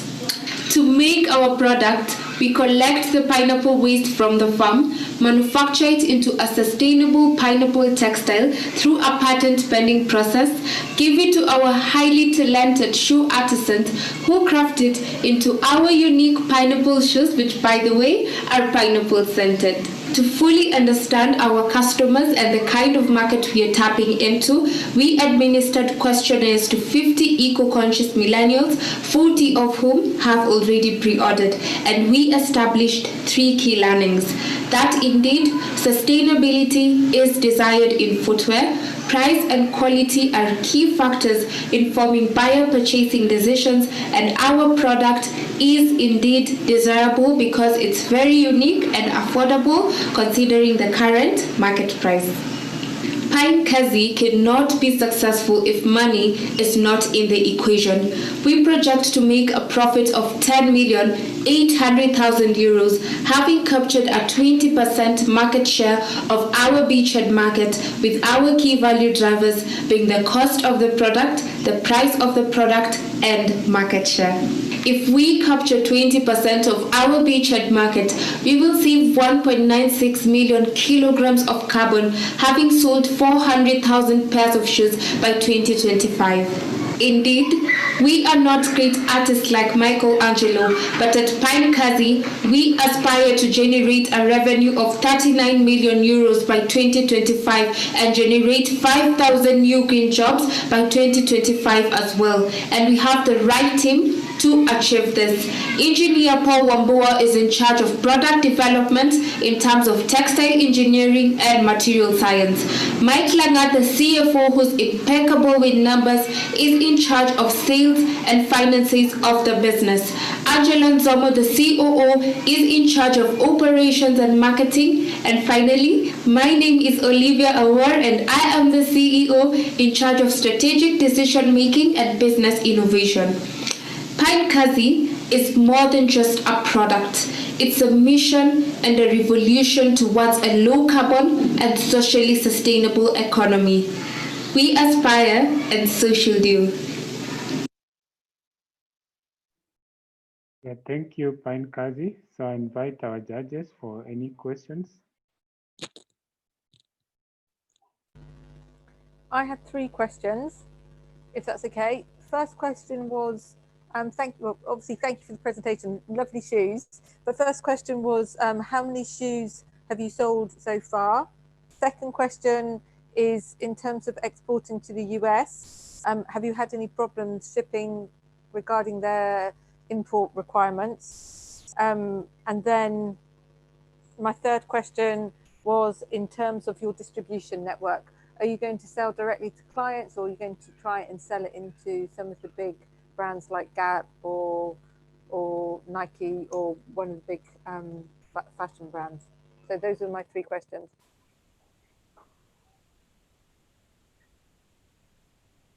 Thank you for your 3 questions. So I'll go ahead to the first one. How many shoes have we sold so far?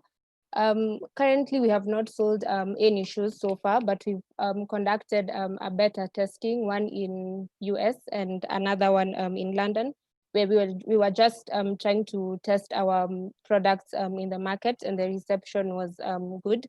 And we are also excited to announce that even people who are not within our target market will still buy our products because of the great story behind the shoes. And then your second question was, have we encountered any problems related to shipping? Not yet. And then your third question was about distribution. So we are planning to, first of all, sell our products through Amazon, because one, it will be like a strategic partnership, And then it will also help us reach a larger customer base. And then we are also finalizing an agreement with a shoe retailer in United States that will help us distribute our shoes easily within the US market. Yes. Thank you for that. So can you just clarify? So in terms of selling shoes, so you haven't sold any shoes yet, but have you given them away to people so that they've tried and tested them? Or what have you done so far about testing your product? Have you given free samples or? Yes. Okay. So far we have conducted a beta testing, and we gave out the shoes to people, and I have a number of samples over here, if you can see. And this was the first prototype that we made, and the response was positive from our customers. We even had customers who wanted to buy like for their entire family, because they were very excited about the products.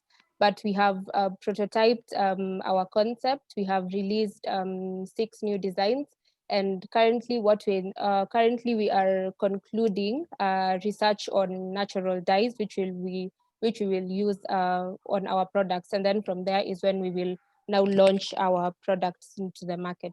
Yes. Thank you so much. Yeah, thank you, Olivia. By the way, great presentation.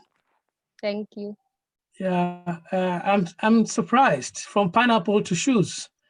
Yes. Interesting. Now, good enough. I'm sure it does not interfere with the food chain, so we are comfortable. Yes. Yeah. So the question is, again, as I've been asking a couple of presenters, how do you guarantee continuous availability of raw materials? How are you sourcing your raw materials?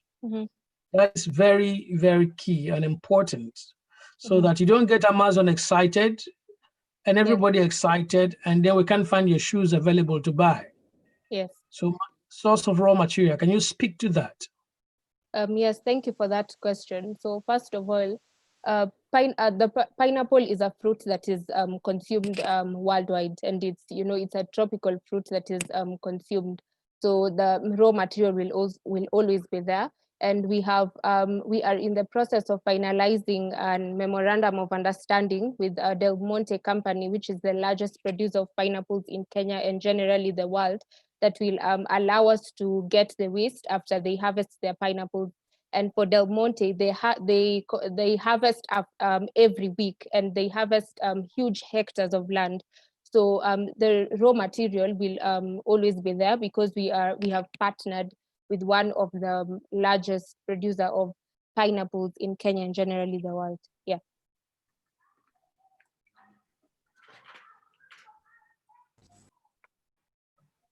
I wish you well. Thank you for the presentation. My question relates to the price point that you have given for the product. And from your explanation, the price point is supposed to be affordable. But then there is, you're also talking about this is more like a lifestyle product that has a great story behind it. Maybe you may want to explain that difference, because you can't sell a product positioned as a great product, lifestyle product, and then you want to price it at the low end. Just explain that. Okay, so when we were doing our market research and we were interviewing our customers, one of their greatest concerns was price. As much as they're willing to pay for these products that have a great story behind them, but most of the customers are not willing to pay more.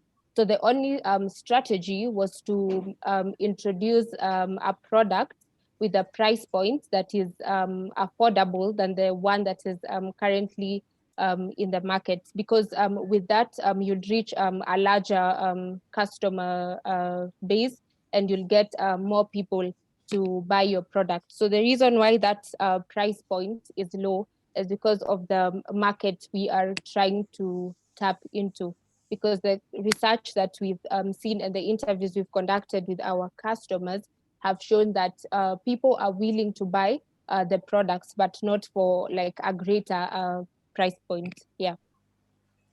Okay, thank you. Welcome.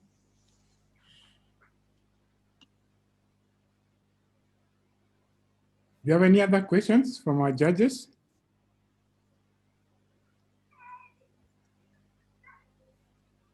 If not, then I think we'll allow now our judges to congregate and deliberate on the final 3 winners.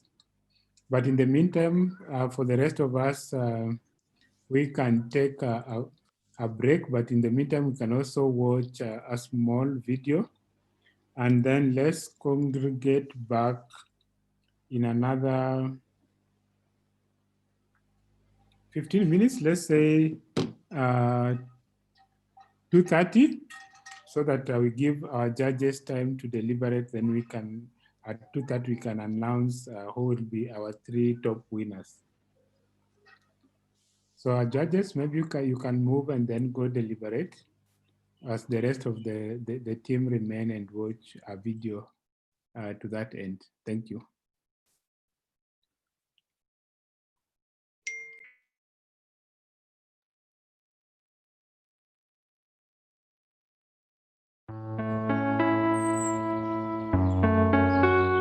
One is incubation, meaning that we take young businesses and we show them the way. It's about acceleration, is moving those businesses to the next level. Is by providing financing to those businesses, from proof of concept to pre-seed, to seed financing, to impact funding. And finally, the fourth thing that we do is actually to create awareness. Because you realize one of the biggest challenges that you can come up with brilliant innovations. But until customers are able to buy those innovations, then we haven't done the job.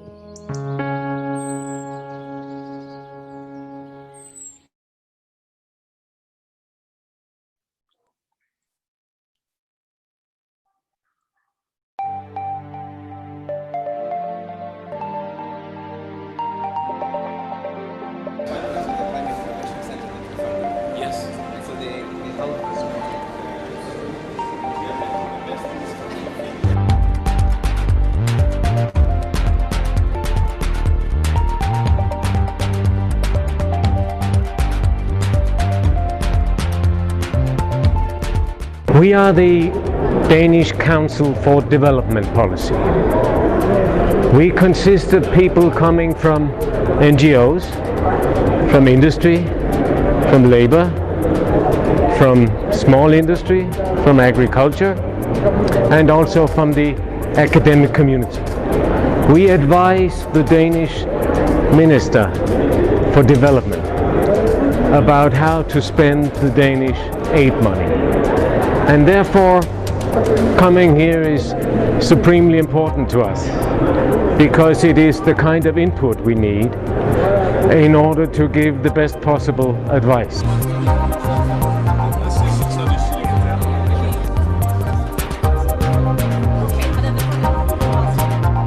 People realize that people do want to buy solar products, but they could not afford them before. What we are doing is we are enabling them to be able to buy solar products and no longer have to rely on kerosene for lighting. We were showcasing our flagship product that's called the Solite 3. It's a mobile charger and also a solar light in one. But the difference between our product and other solar products is that this one is a pay-as-you-go product, and people pay using M-Pesa in a very simple way in small increments until they manage to buy the entire asset. For charcoal, you should have to use charcoal. I'm very, very much impressed by what I've seen. This is right spot on what we need when we want to do climate change in a country like Kenya. This is nurturing, very innovative, and what we can also see very productive, small scale initially projects. But the ones I've seen and talked to has the potential not only to be replicated, but also to grow into scale. In the 10 years that I've been leading CAMP for 10 years, energy capacity has increased by only 400 megawatts. The industrial sector is the largest consumer of energy in the country. 60% of the 1,300 megawatts that is generated, 17 now, is sold to industry. CNC have been really very, very good for us because initially it was space, as a small company starting out. We needed, a place whereby we could tell people where we are based and, manage our operations from. So that in essence has been really good. But then also CIC have also given us a POC, a proof of concept grant, which is enabling us to now develop an even cheaper product so that we can even reach a wider market, with what we're calling the ultra low cost product. We actually have seen projects that can combine a number of objectives that we actually thought would be difficult to combine. Because in many cases, green growth is really about big projects, about changing whole cities and infrastructures, building parks of windmills and so on and so forth. But the green growth projects we have seen here are not only sustainable and viable, but they are also accessible on a small scale to ordinary people. And I consider that very important.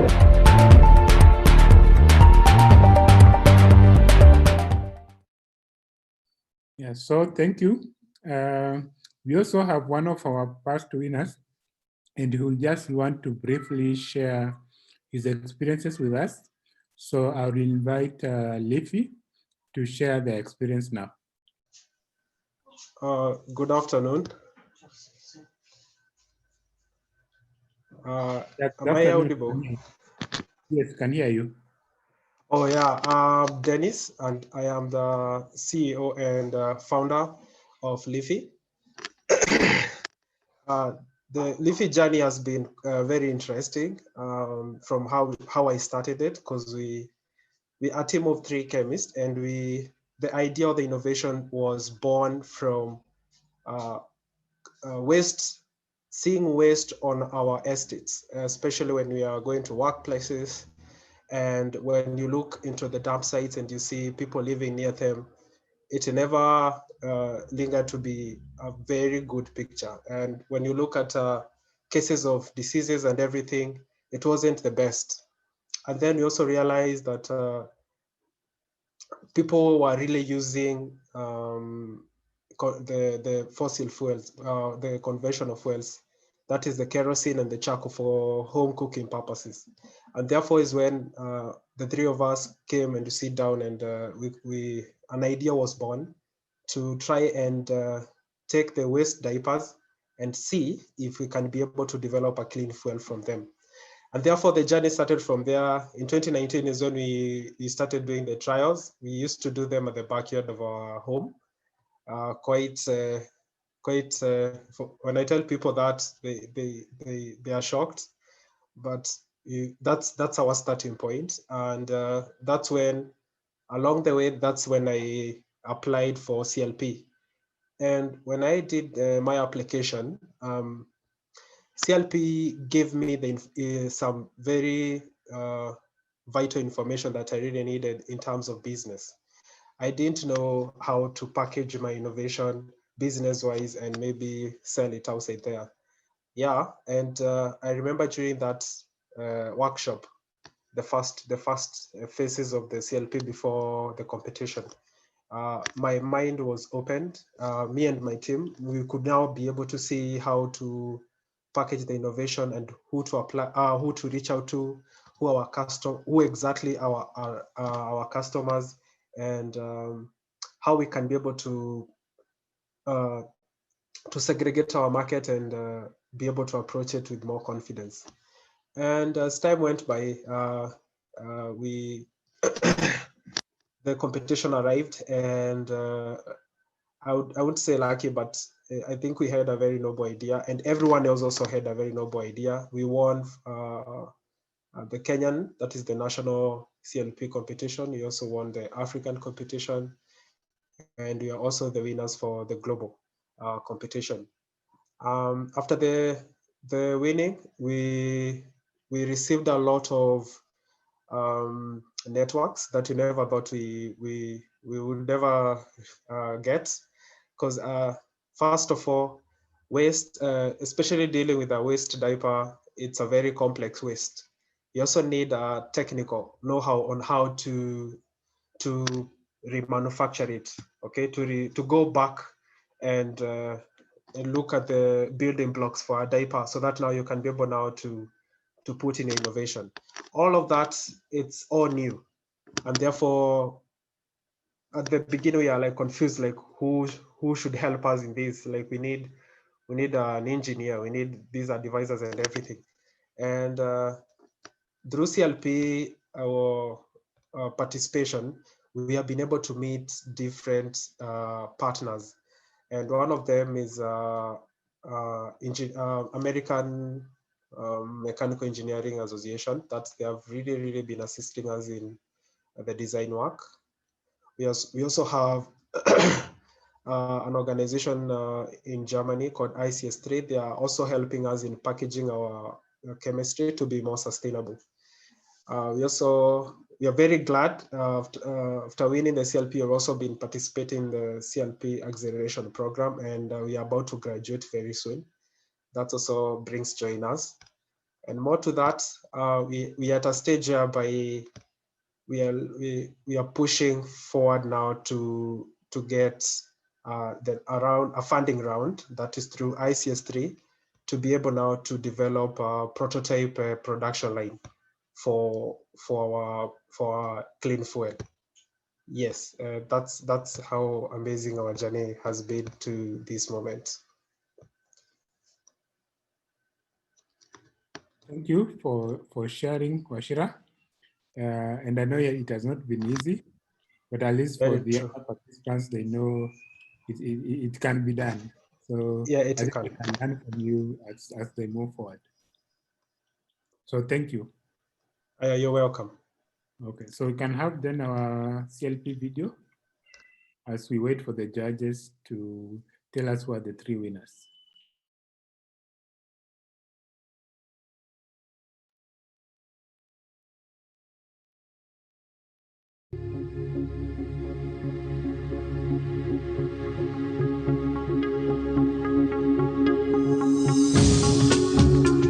Kenya so far have shown that there is quite a bit of innovations in terms of clean tech technology, and this is actually evident because since the CIC was launched, we've received over 180 applications, and when you look at it, most of these innovations are actually real innovations. Some are local innovations, others are technology transfers, and others are people who are looking for deployment. And really looking at Kenya where we are today is that we need to come up with ways and means of trying to mitigate climate change. And we see ourselves as Climate Innovation Center as one of the avenues where we can be able to help the private sector to come up with technologies which are clean tech related that will help Kenya to become more resilient to climate change. In regards to the Global Forum in East London, there were actually like 3 elements or 3 key issues, and those 3 key issues were: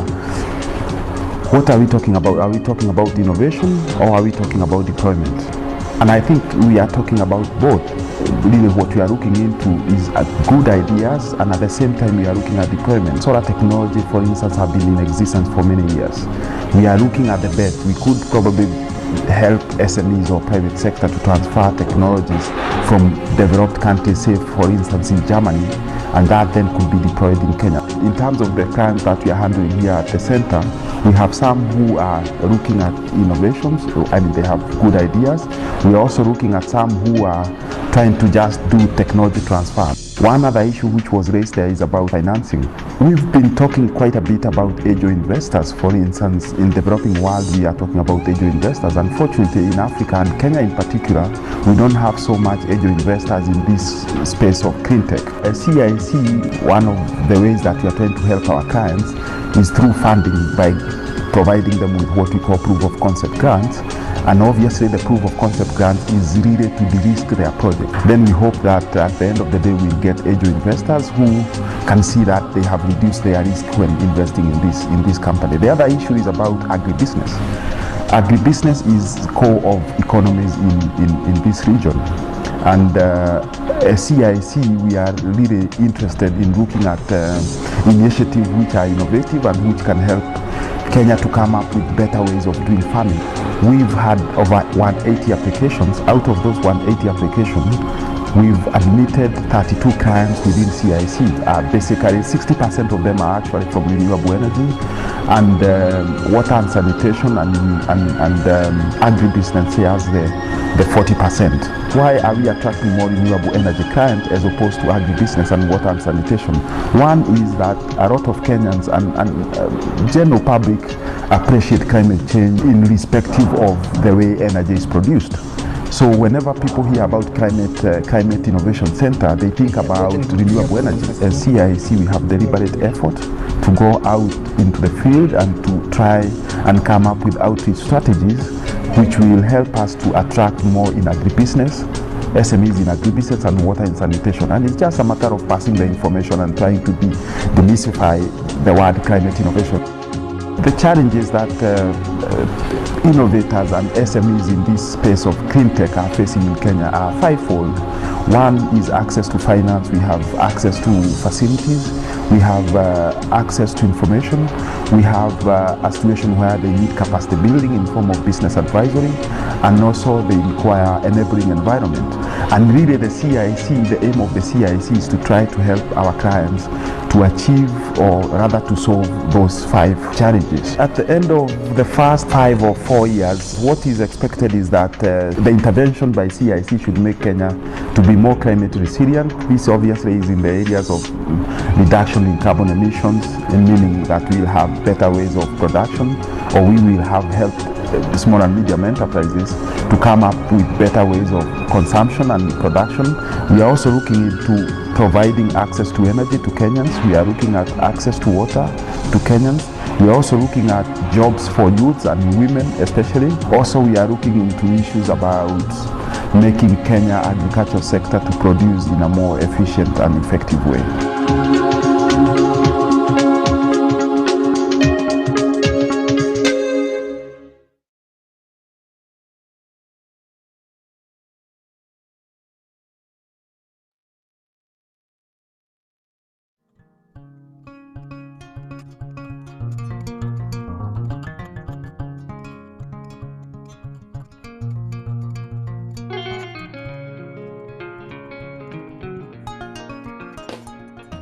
Climate change is a global problem, but unfortunately it is seen as a myth or an inconvenient truth. Kenya is vulnerable to climate change, and that calls for us to think differently, to act differently, and with urgency, because climate-related disasters, particularly extreme droughts and floods, are becoming more frequent. It is adversely impacting livelihoods. It is affecting the health of many, particularly women, children, the elderly, and persons living with disabilities. It has exposed the vulnerable and marginalized communities living in areas with poor infrastructure to untold suffering.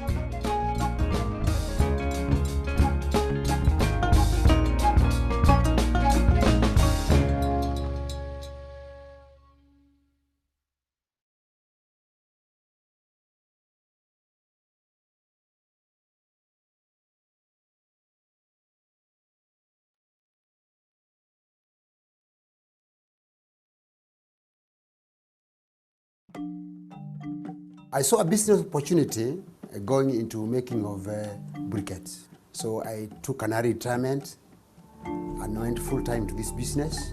This is a green energy project. You're also able to save on the forest, the trees, and in the process, you're able to mitigate the green energy aspects that we always hear about. In Kenya, there's plenty of sawdust. The sawdust comes from government forests. We go to the sawmills to buy the sawdust. We have a machinery which is able to produce 10 tons at any given day. The major customers are the factories, the industries. Like we sell to the leather industry, we go to cotton industries, we go to chemical industries, we go to food industries. All these industries give us orders. I started my business without knowing the existence of KCIC. Then a friend who is doing the cook stuff GCOS came to see whether my briquettes would be compatible with his GCOS. And then he's the person who told me about the existence of KCIC. That was 2016 March. That's when I joined KCIC, and I'm a partner, and we were working together ever since. When I learned about the KCIC, I made a visit to the offices here at the Strathmore University, and we talked at length. They told me the benefits I would derive from KCIC. They said first they want to come and see my factory. They came to my factory. They saw the match I had done, and they also convinced that we can join hands and work as a team. Since I joined the KCIC, we have had sessions where they organize exhibitions for us. They have organized mentorship programs for us. Before I joined KCIC, I didn't see the need for maybe having a HR office, human resource office. I didn't know the need for perhaps maintaining my books. I've been able to employ the experts to manage my offices, and I'm seeing a great difference from before what I was doing and what is now happening. They're able to keep my books up to date. I'm able to go through my books and see how much I have done maybe in a given day. I've been able to keep track of my stocks and all that. We have seen Kings as one of the companies that contributes, towards the product work towards conservation. By converting this waste product into useful briquettes, perhaps we are able to contribute in one way or the other towards the green environment.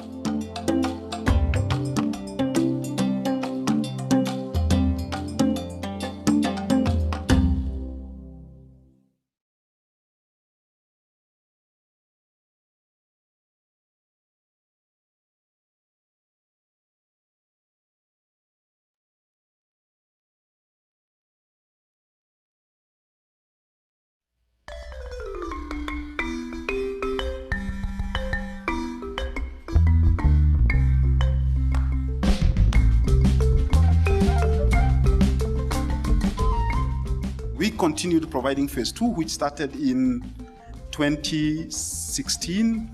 And I must tell you, when we were starting, because of the visionary of the board of KCIC, we moved from a project to a company limited by guarantee, and that's why we even exist today. And with the support of the Danish government, UK government, and the World Bank, we've been able to get to where we are today. With these two phases, which in total were about 2.5 billion shillings, we managed to create close to 10,000 jobs.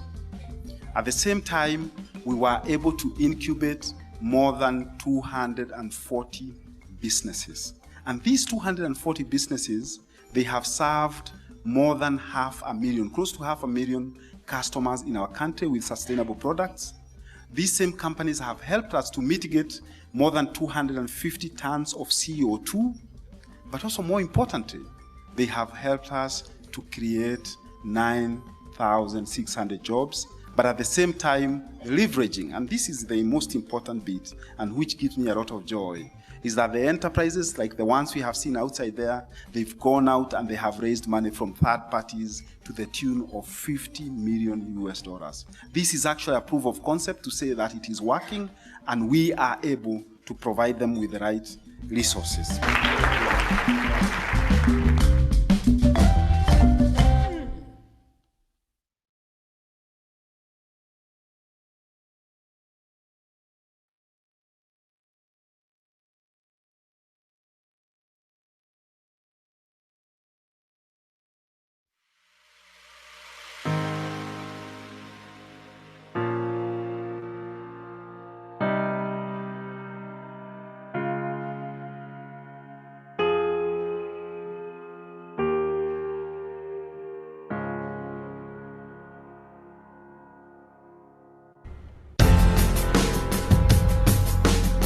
My name is Edward Mungai. I'm the CEO of Kenya Climate Innovation Center. Kenya Climate Innovation Center is an incubator which is trying to help small and medium enterprises to come up with solutions that will mitigate and adapt to climate change. Obviously, this is a private sector player with a hope that we will be attracting SMEs who then we can be able to incubate.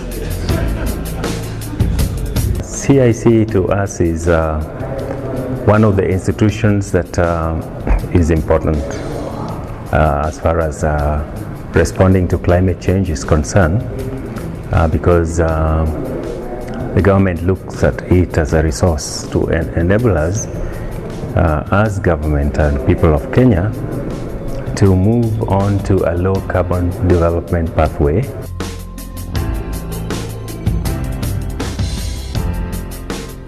We've been in operation for the last 6-7 months. So far, we've managed to attract 27 clients. Out of those 27 clients, 63% of them are from renewable energy. Mainly, we provide them with 5 services. One is access to finance, business advisory.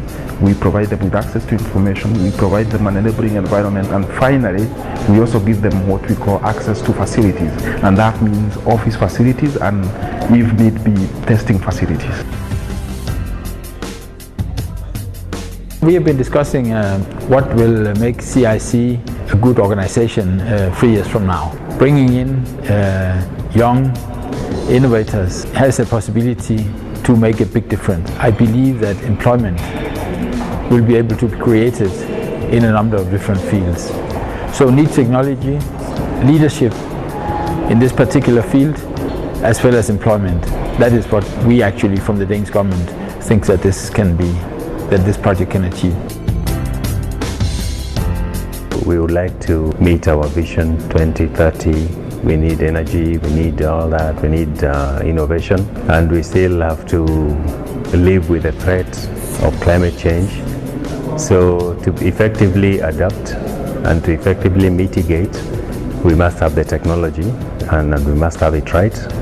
And that's why through institutions like CIC, we can be sure that we don't duplicate, we don't start from what we call first principles.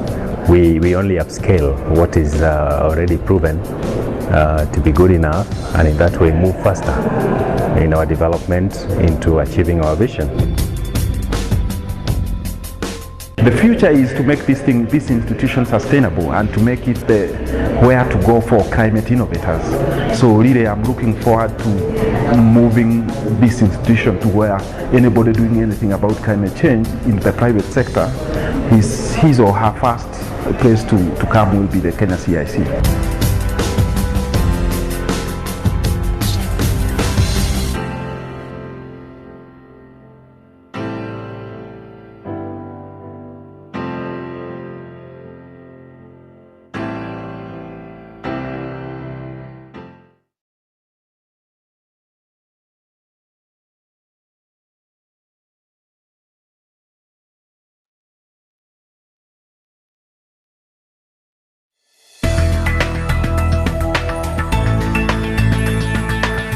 For social enterprise or innovations, if you have your requirement is $500,000, can you structure it in a different way, a structure of your balance sheet, such that some can be financed by the bank and others by different people?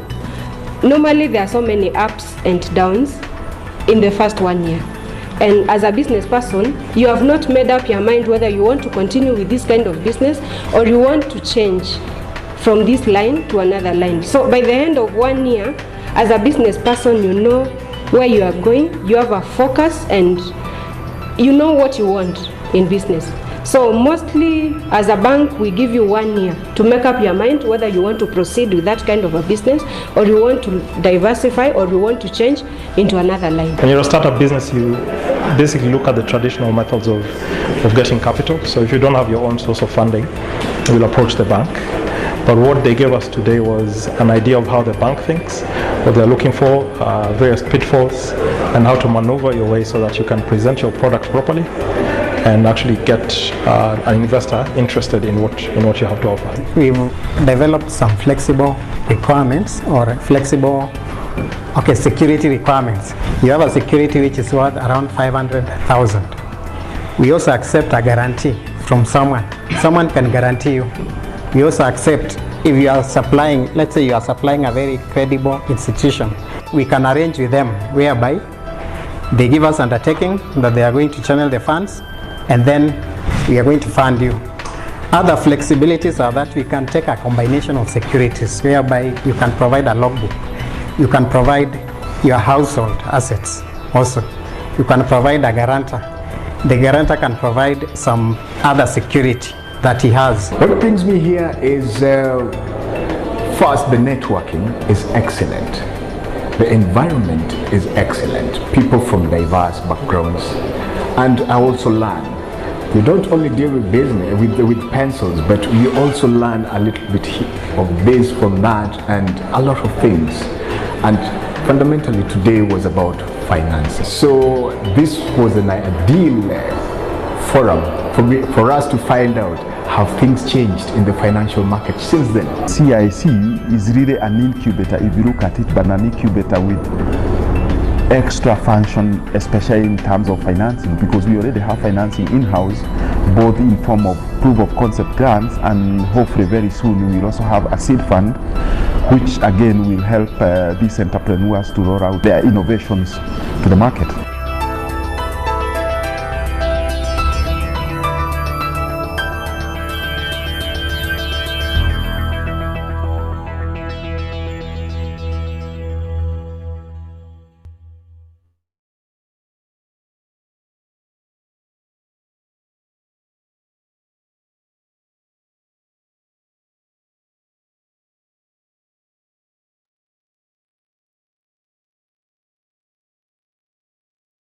ACIC, what you are looking for is impact.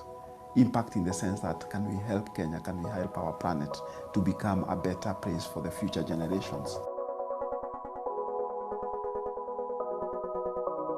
When this idea came, it was about the World Bank thinking about how can they help developing countries to be able to address the issue of climate change, but in a very proactive way and in a very private sector-based way. Within Kenya Climate Innovation Center, agribusiness and water are the two pillars that are helping us to help Kenya to adapt to climate change. Whereas renewable energy is one way mechanism that is helping us to mitigate, because within energy is where there is a lot of opportunity for us to be able to mitigate to climate change. The engine of Kenya Climate Innovation Center is the entrepreneurs that we are supporting. And we can only be able to achieve our objective if they indeed achieve their objectives. So my role on a day-to-day basis is to ensure that we are giving world-class services to the enterprises, both in terms of incubation services, but more importantly also in financing services to these enterprises that are trying to help Kenya to become more resilient to climate change. We have about 140 businesses that we support here. We have created more than 2,000 direct jobs within KCIC, mitigated thousands of tons of CO2, and this impact have proven that indeed this is a workable model. Innovation for us means business unusual. And why I say business unusual is because in the past we have had the challenge of many people interpreting the word innovation to mean technology. Unfortunately, from where we see it, it's really not about technology only. It's also about business models. It's about distribution channels. It's also about financing. And how different is it from the normal? Kind of, can you provide more than a plain vanilla kind of solution, both in distribution, in business model, and in financing? And if you can be able to do that and address the challenge of the climate change, one from the adaptation perspective, but also from the mitigation perspective, then your home is Kenya Climate Innovation Center, and we can help you as a business to unlock that into value.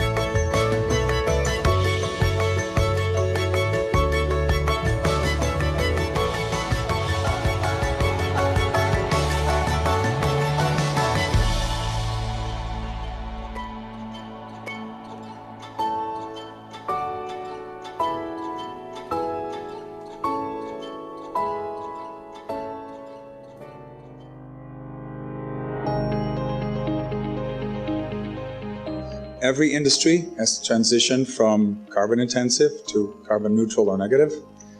Huge opportunity. And this is how we show our communities there's hope. This is a beautiful opportunity to do good, to create jobs, to make lots of money.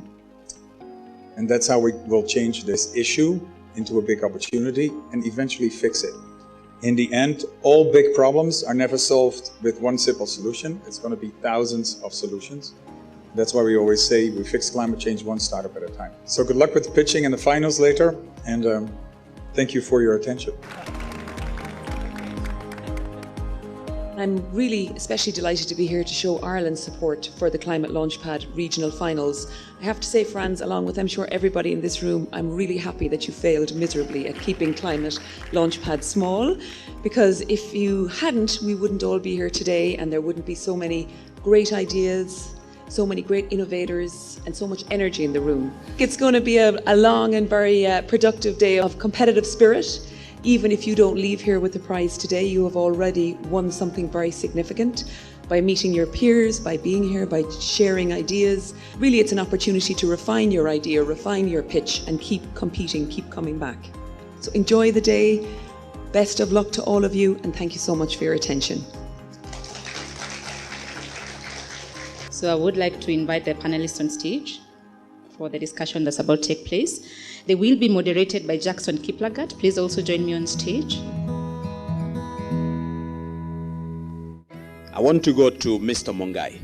Maybe any ideas how, for example, we can get our policymakers at the local government level, at the national level, at the global level to appreciate the role of such brains that we have in this room and beyond in addressing adaptation challenges or mitigation challenges that are actually central in responding to the challenges coming as a result of climate change. Generally, policy making and even lobbying for those policies have moved one step further, where we are saying that it has to be based on evidence. One thing that we have seen, for instance, within our Climate Innovation Center is that many of our entrepreneurs will come with brilliant ideas. But the bigger thing which is missing is us as individuals. What commitments can we be able to make about the way we consume and the way we produce, and how can we be able to help? And that way, then we'll be able to win the battle about this climate change.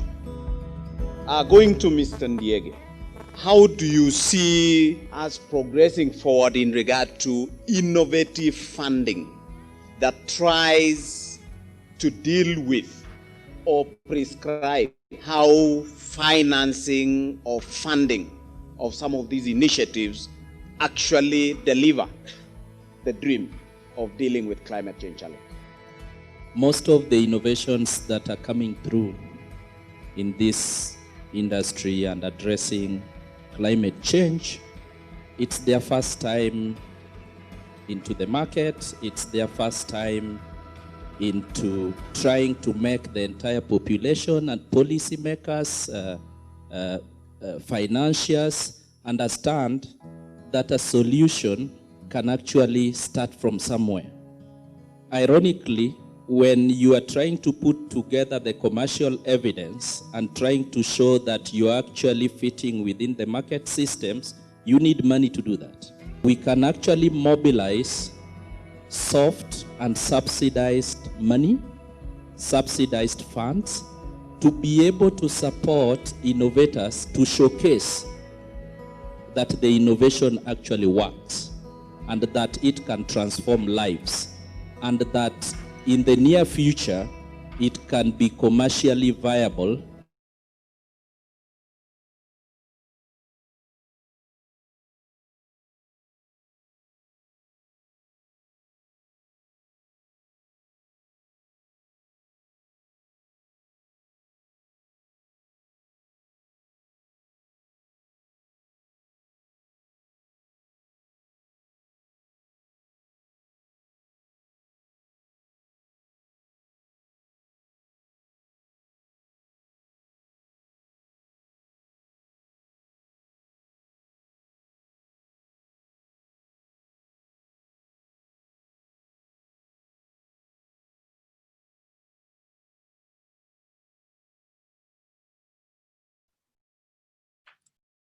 So thank you. Shortly, we'll be announcing the winners, maybe in another 1 or 2 minutes. So let's get the final list in another 2 minutes, then we'll be announcing the winners. Thank you. And then we also apologize for the delay. It was really competitive, and it has taken our judges a bit of time to decide who are the best 3. So just bear with us on that, and we'll be announcing that shortly. Thank you.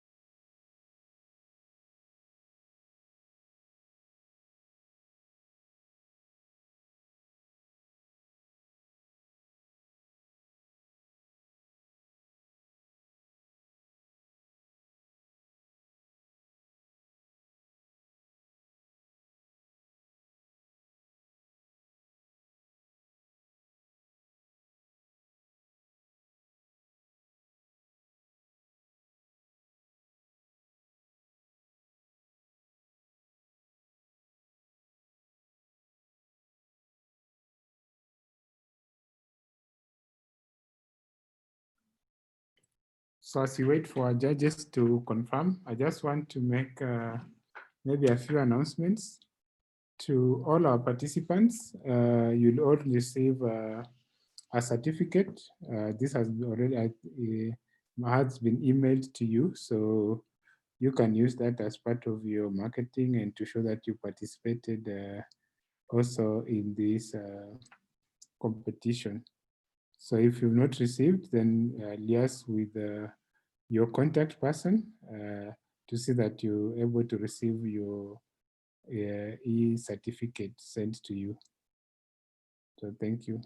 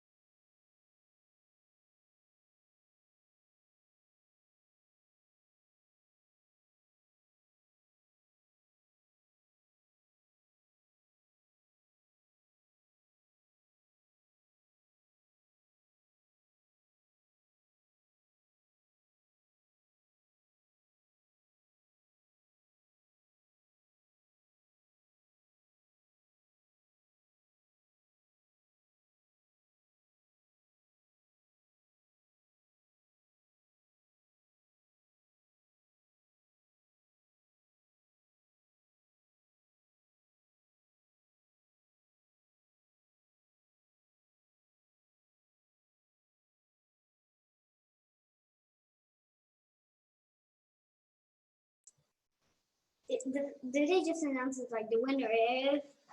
There's 3 winners. Oh, shit.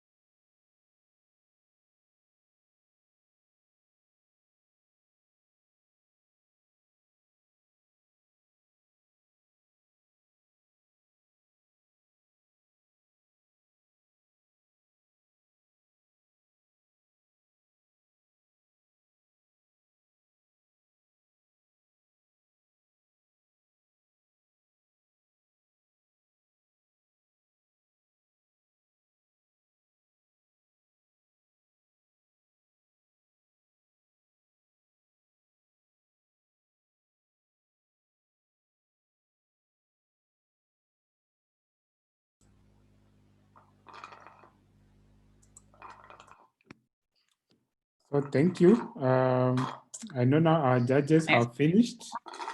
So I invite everyone back so that we are ready to we should be ready to announce our winners shortly.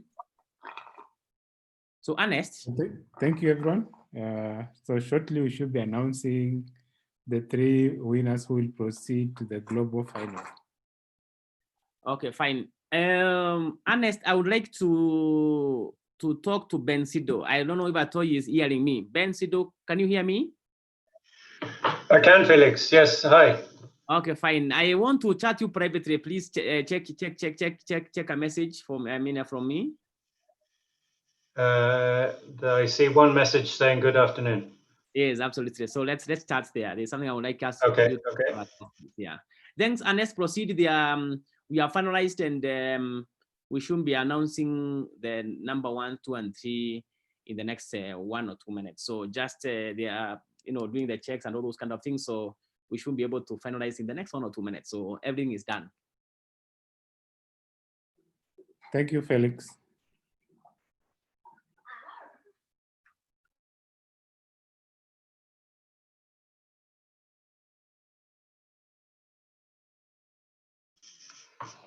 Apologies, everybody. This is a message for Felix. I don't seem to be allowed to respond to you in the chat box. It says you're not in the meeting. Sorry.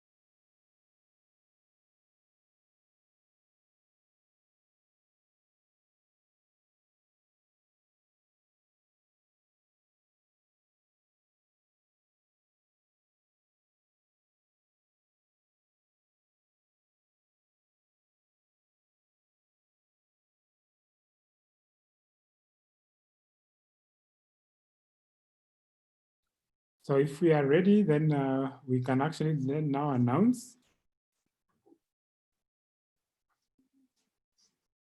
Edward, just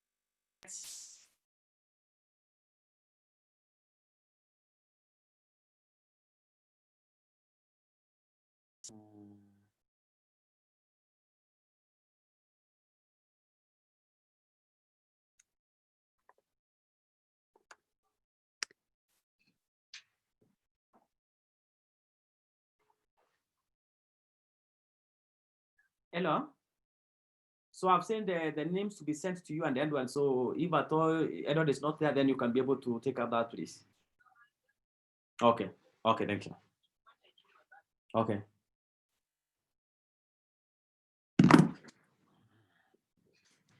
So Ernest. Yes. I don't know if at all Madam Ruth has been able to, she has come on board. Madam Ruth?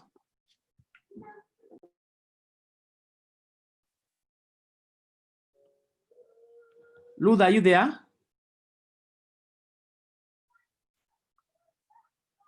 Ruth?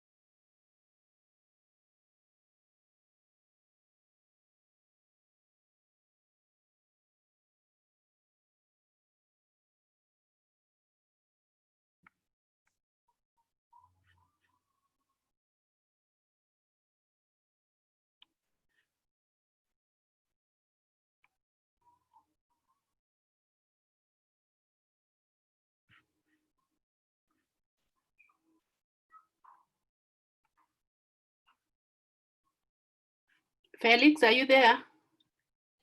Yes, Ernest, take the lead. Ernest? Yeah, thank you, Felix. Now I think it's time to know who will proceed to the global final. And with us now we have Ruth, who will take us through that particular session. So Madam Ruth, the Corporate Director, Kenya Climate Innovation Center, will take us through that session. Welcome, Ruth. Thank you very much, Ernest. Thank you, Felix, and thank you, the entire team. This is the moment that we have all been waiting for. So let the drums start rolling. So my job is very simple, is to announce the top 3 winners that will now move to the next level. And we are pleased now to make this announcement on behalf of all the judges and the team that was involved in this process. So without much ado, I would want to start with the team that took number 3. And that number 3 is Pine Kazi from Kenya. Makofi. And therefore, number 2 goes to Biomec from Mozambique. I can see that hand up. Congratulations. And now, now this is the top prize, and the top prize goes to Green Ventures from Tanzania. Congratulations, Green Ventures. Yes.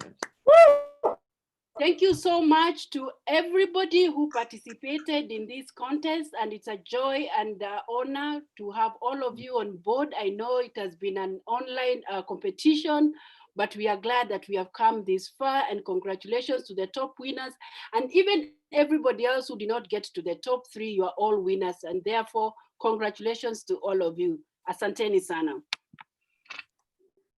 Yeah, thank you, Ruth. So from our end, we just want to thank the winners from Tanzania, from Mozambique, and from Kenya for being the winners. And we look forward to doing Proud to Africa, And now at this moment, I would want to invite McKenna to give us closing remarks and close the event. Welcome, McKenna. So good afternoon, everyone, and congratulations to all our participants. We are so proud to have you and to be with us today. First of all, ladies and gentlemen, we do apologize for the long delay, but we are so grateful that you are part of this process. We want to first observe all protocols, especially due to the high delegation we had from the EU, also from the Irish Embassy and the Nigerian government. We want to thank our partners, especially Climate Kick, Climate Launchpad, and Irish Aid and the EU for their continued support for us. We also want to especially thank the judges for such a hard job that they had to do today, and the national leads for really guiding us through this process across the countries. We really appreciate you. We finally want to appreciate the participants. You are all winners, and we are so proud that you will be representing us at the global finals. Finally, this would not be happening without a great execution team from KCIC, from Climate Kick, from EU and Irish Aid, and all our partners. So I want to say thank you and good luck at the global finals. And for the rest of you, keep pushing on. Thank you very much, Ernest. Okay, thank you, McKenna. And to all our winners, Green Ventures Tanzania, Med, Biomed Mozambique, and Pine Kazi Kenya.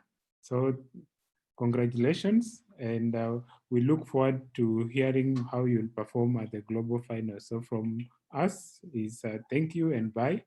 And we look forward to hosting you again when we do this event next year.